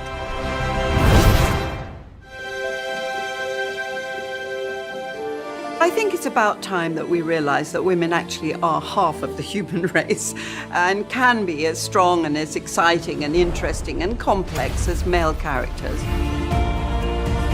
A character like Wonder Woman at the time, she was an incredibly, important, unheard of, groundbreaking character that I think has meant so much to so many. Look! It's Wonder Woman! She's a standout character among all the original DC members. I can't believe she's been around for 80 years. That's insane. I think she inspires everyone who aspires to be like a strong, powerful person. People gravitate towards her so much because she's uniquely different. I think it's important to have strong female role models like Wonder Woman because women have gone through so much adversity. It is our sacred duty to defend the world, and it's what I'm going to do. It's important for little girls to look up at the screen and see a hero there and say, I can be that, I can do that. I am my own woman, and I decide who I want to be. The inspiration that comes from seeing this super strong, super smart, elegant heroine that stands on her own. It gives them someone to look up to, even if it's just in their imagination. Wonder Woman is an amazing character. Anybody can look up to her, regardless of status. Of course, Wonder Woman's really important to be a role model for women and young women, but also for younger men. It gives you like a chance to believe that you can actually be Wonder Woman, that you can reach a capacity of your dreams, I suppose. I would say Wonder inspires a sense of awe. Wonder is the ability to still see the grand and incredible things in the world. I love the hope behind the character. It is important to have these strong female roles in society, to show the power of equality and to show that anything is possible. I think it's wonderful. I think there should be 1 million female superheroes, and I'm glad there are so many now. You know these women, your grandmother, your mother, your best friend, your aunt, your teacher, who are strong, capable, wonderful women. Strong women are very much a part of the universe, so of course we want to see them reflected on the screen. People like Wonder Woman show us that every woman is a queen. Every woman is a warrior. Every woman is a fighter.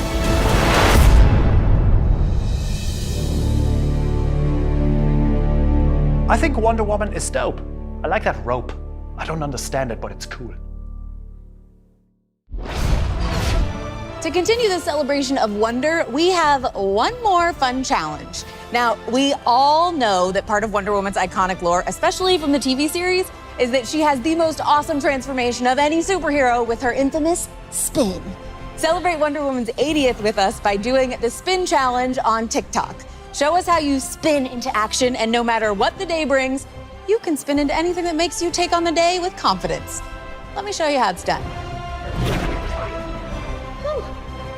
I am feeling very confident in my Wonder Woman look. Wonder Woman. And breaking news from DC Publishing. As we are celebrating Wonder Woman and the 80th anniversary of this iconic superhero, we are also looking ahead to 2022 with Trial of the Amazons. This massive crossover event will affect the future of the Amazons.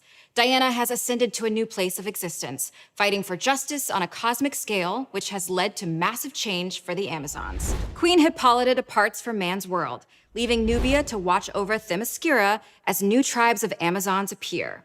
Yara Flor recently introduced to comics as Wonder Girl, and Nubia find themselves at the heart of a power struggle in this historic story that fans won't want to miss.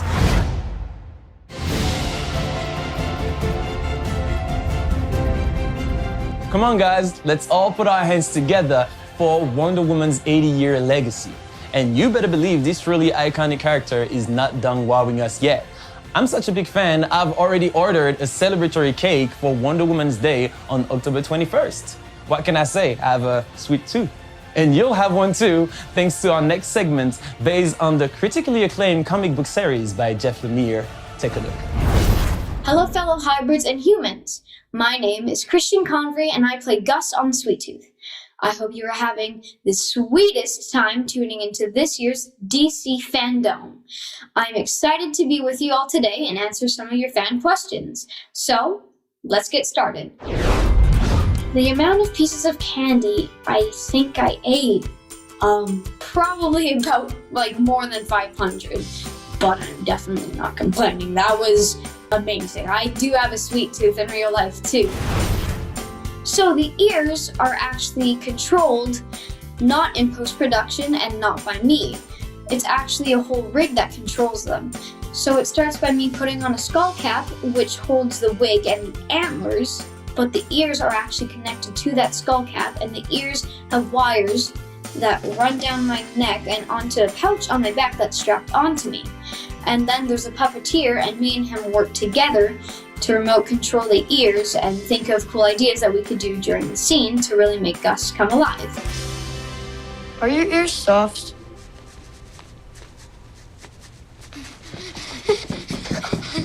It's super cool.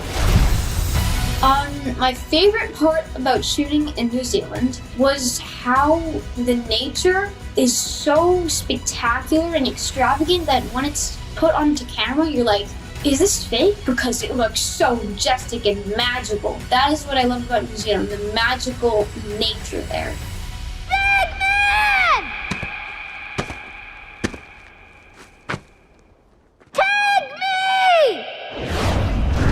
I love basically all DC characters. I love all the classics, like, for example, Superman and The Flash, but I gotta give to Sweet Tooth because I am Gus, and Gus is in Sweet Tooth, and Sweet Tooth is the DC comic book, so it's pretty cool getting to bring a DC comic book to life and being one of the characters in it. I indeed read the comics before starting Sweet Tooth, and I loved Jeff Lemire's writing techniques and like how he really brought it alive off the page. It's so amazing, the comic books, and it really helped me get a jump start with Gus. What's in Colorado? My mama. Well, I know that I'm itching to find out what happens next, but I really hope that Bobby's okay because he's the cutest thing in the world, right? Well, and of course all the other hybrids. But you'll just have to wait and watch season 2 to find out. I absolutely love how much you guys enjoy Sweet Tooth and cannot wait for you to see what we have in store next. Get ready for more banter, hybrids, and candy to last you a lifetime, or at least to cure your Sweet Tooth. See you soon for Sweet Tooth Season 2! And now that we've satisfied your sweet tooth, there's a sweet deal waiting for you over in the DC shop. It's our final exclusive drop of the day. This is the one that you've been waiting for. That's right, it is time to scoop up some brand new Batman merchandise, and it's happening now at shop.dccomics.com. Take a look.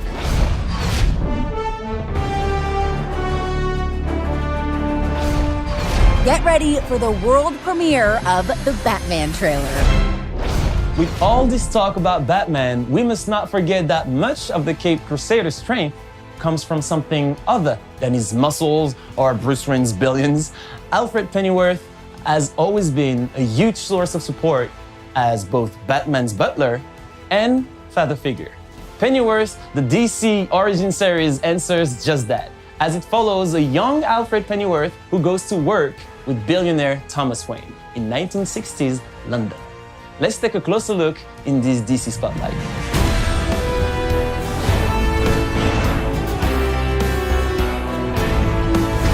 Hello DC FanDome. We've had so much fun making Pennyworth over the past 2 seasons, and we just wanted to thank you all so much for your support. On a personal note, it's been a dream for me to play this character, and I really will never forget it, so thank you so much. Whoa. It sounds like you're saying goodbye when actually we've got some really exciting news to share, haven't we? So why don't you... That is true. I will. As you can see, we're on set and we are officially in production for season 3 of Pennyworth, which is now a Max original series on HBO Max. That's right, and you'll be able to catch up on the first 2 seasons of Pennyworth on HBO Max early 2022, and the all-new season 3 will premiere there later that same year. We really can't thank you enough for your love and support, and it's because of you, the fans, that we are back, and we can't wait for you to see what we have in store. Season 3 will dive in deeper on the lives of Alfred, Martha, Thomas, Bet Sykes, Lucius Fox, and all the other Pennyworth characters, as we find out more about their involvement in the evolution of the Batman canon. And there's a 5-year time jump. Oh, all right, that's a bit of a spoiler. Well, let's just say that there's lots of exciting things happening on Pennyworth Season 3, and we can't wait for you to see. It's going to be a fun and revealing ride ahead. We and everyone here at Pennyworth are so happy to be back, and we'll see you very soon on HBO Max.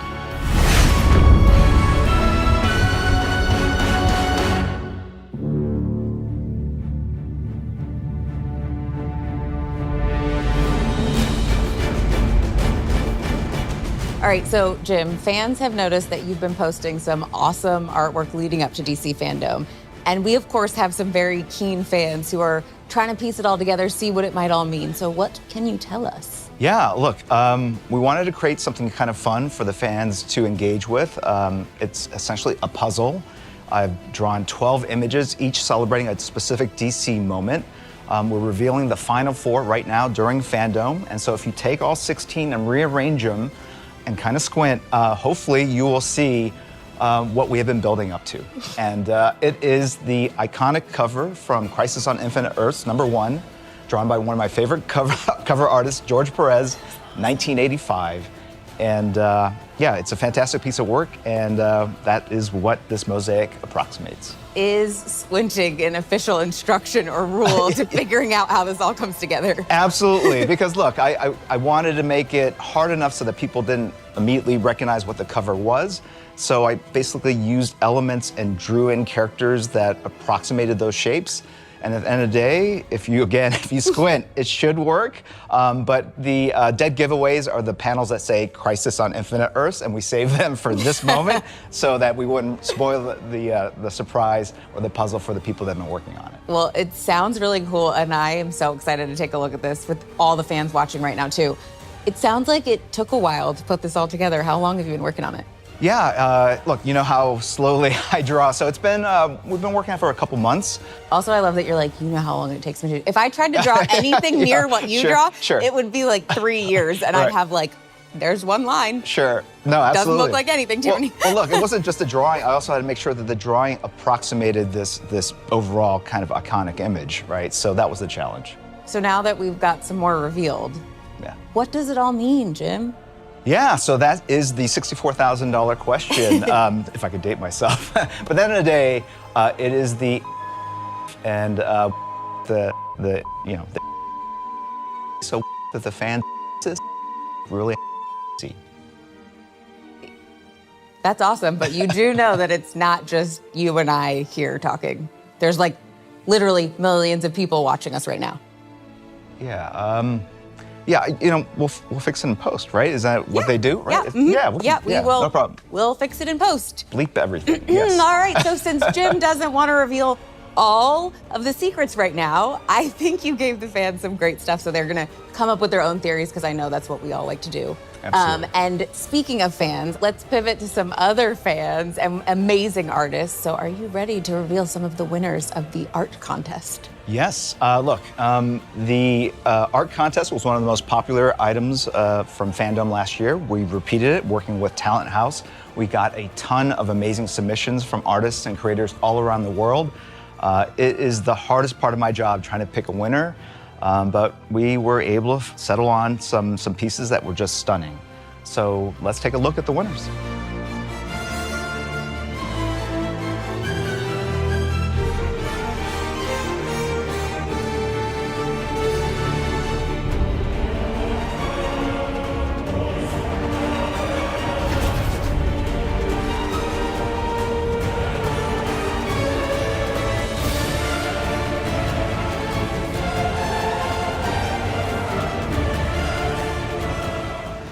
Alright, I took a walk around the Hall of Heroes and found a secret passageway, and I'm literally in the Batcave, guys!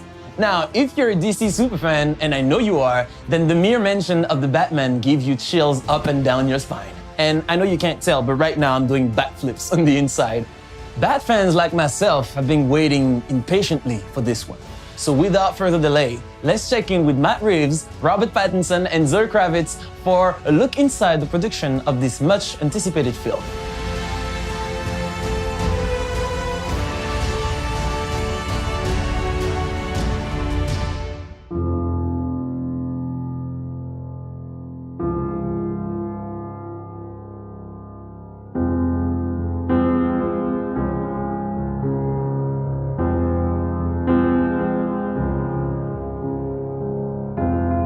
For some reason, Batman just always stood out.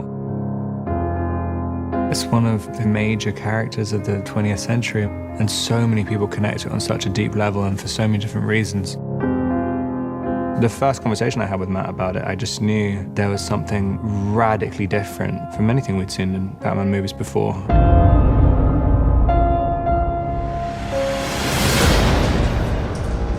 I felt that we'd seen lots of origin stories. We'd seen things go further and further into fantasy. And I thought, well, one place we haven't been is grounding it the way that Year One does, to come right in to a young Batman, not be an origin tale, but refer to his origins and shake into his core. Right from the beginning, there's a desperation to it. He's really working out this rage. All the fights seem very personal. What's so wonderful about this world is the exploration of the gray area. Catwoman really wants to fight for those who don't have someone else to fight for them. And that's where Batman and her really connect. He wants to inflict his kind of justice. He's just compelled to do it. There is no other option.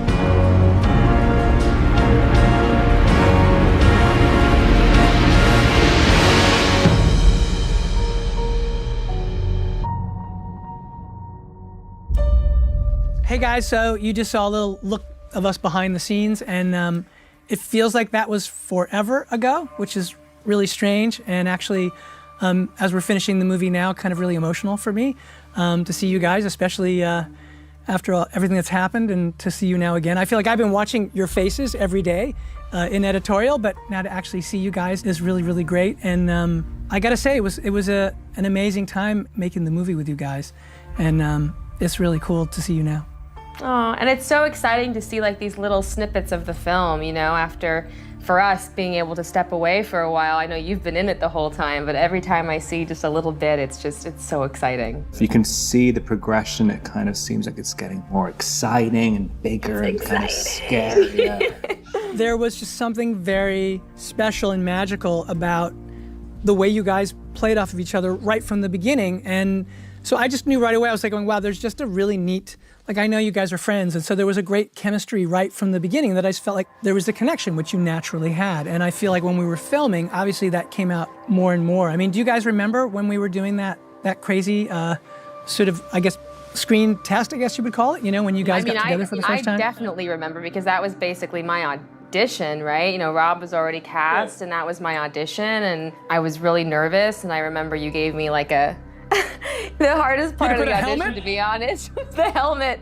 They were like, here's this helmet, you know, and you have to like walk out, and then you take the helmet off and you do the scene. But it's like sometimes really hard to look like cool when you're taking off like you get stuck. And I was like, this is how I lose the part. I lose the part because I can't take off a helmet. And it was just the opposite.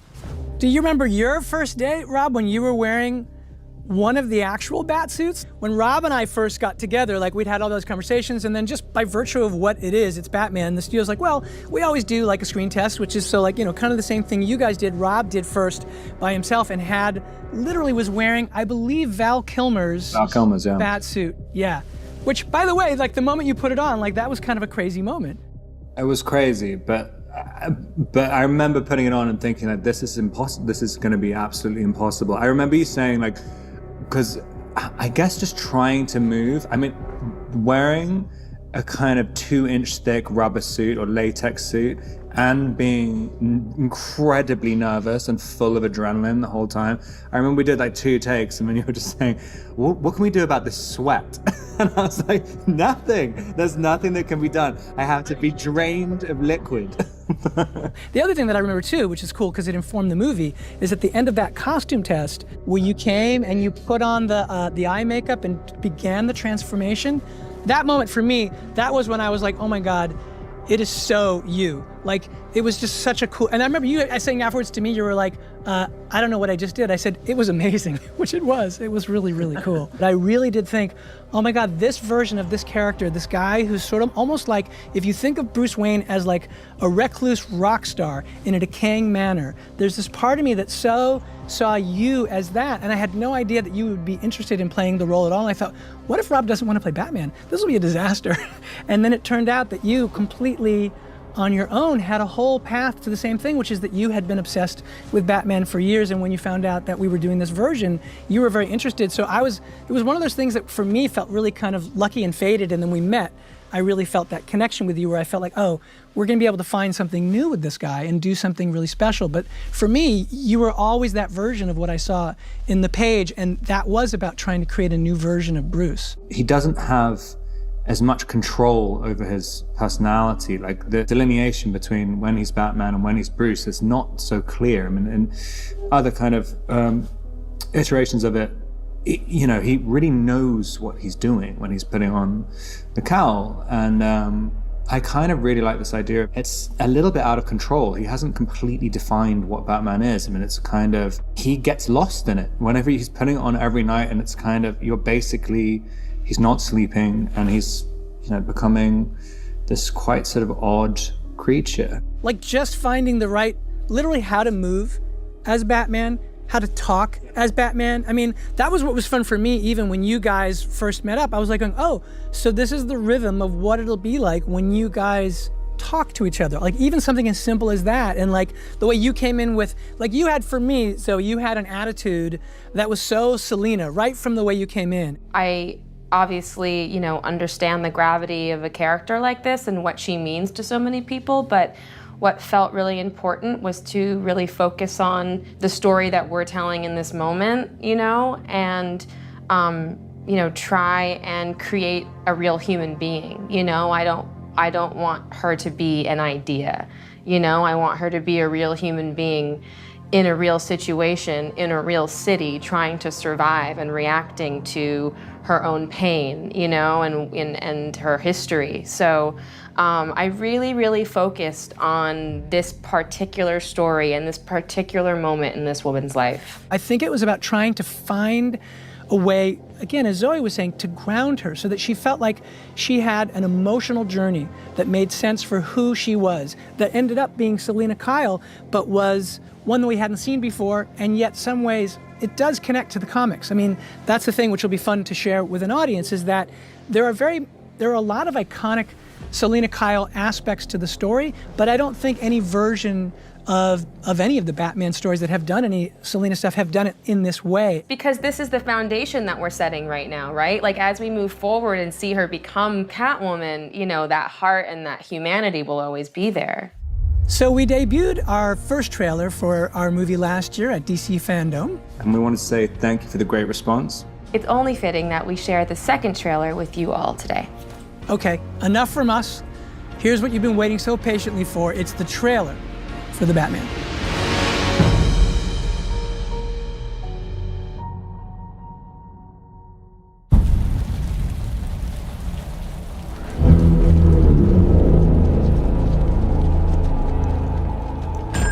Police! Hands up! Stay still! Get out of here!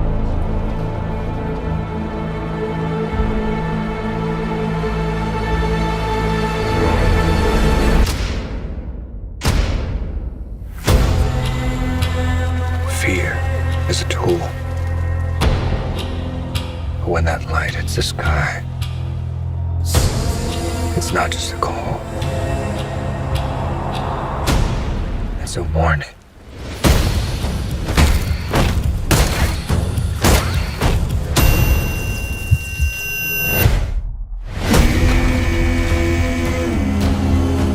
I've been trying to reach you. Burn the God! This is about a king, and Riddler's the match. I can take care of myself. If this continues, it won't be long before you've nothing left. I don't care what happens to me. It's only gonna get worse for you.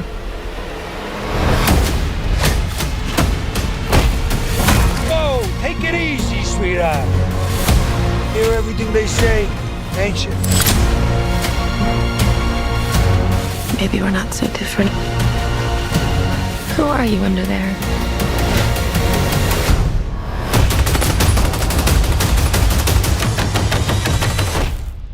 I'm vengeance.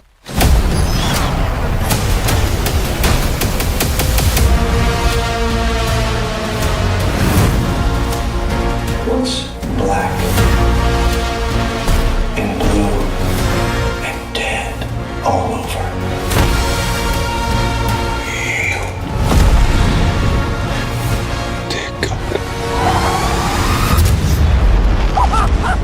I got you!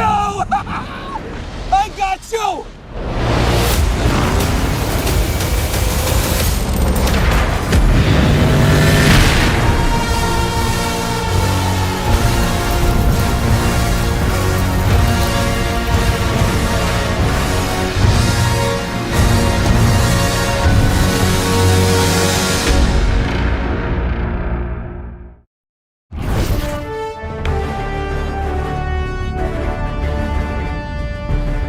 And that's the way to drop the mic and end the show. Wow, amazing. On behalf of Warner Brothers and DC, thank you all for watching.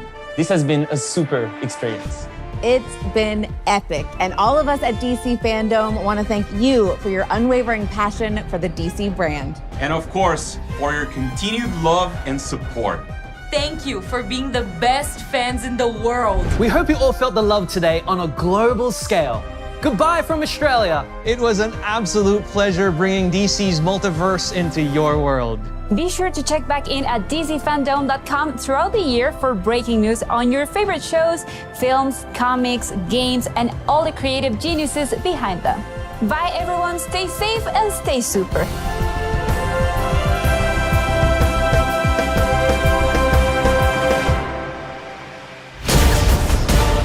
Thanks for watching. Thanks for watching. DC FanDome. Nothing compares to this. Wow.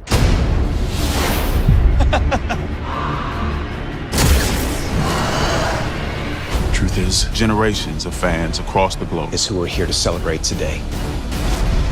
Masterpiece! And FanDome, tides are changing. That we take on to the next generation of fans. That's awesome. And at the end,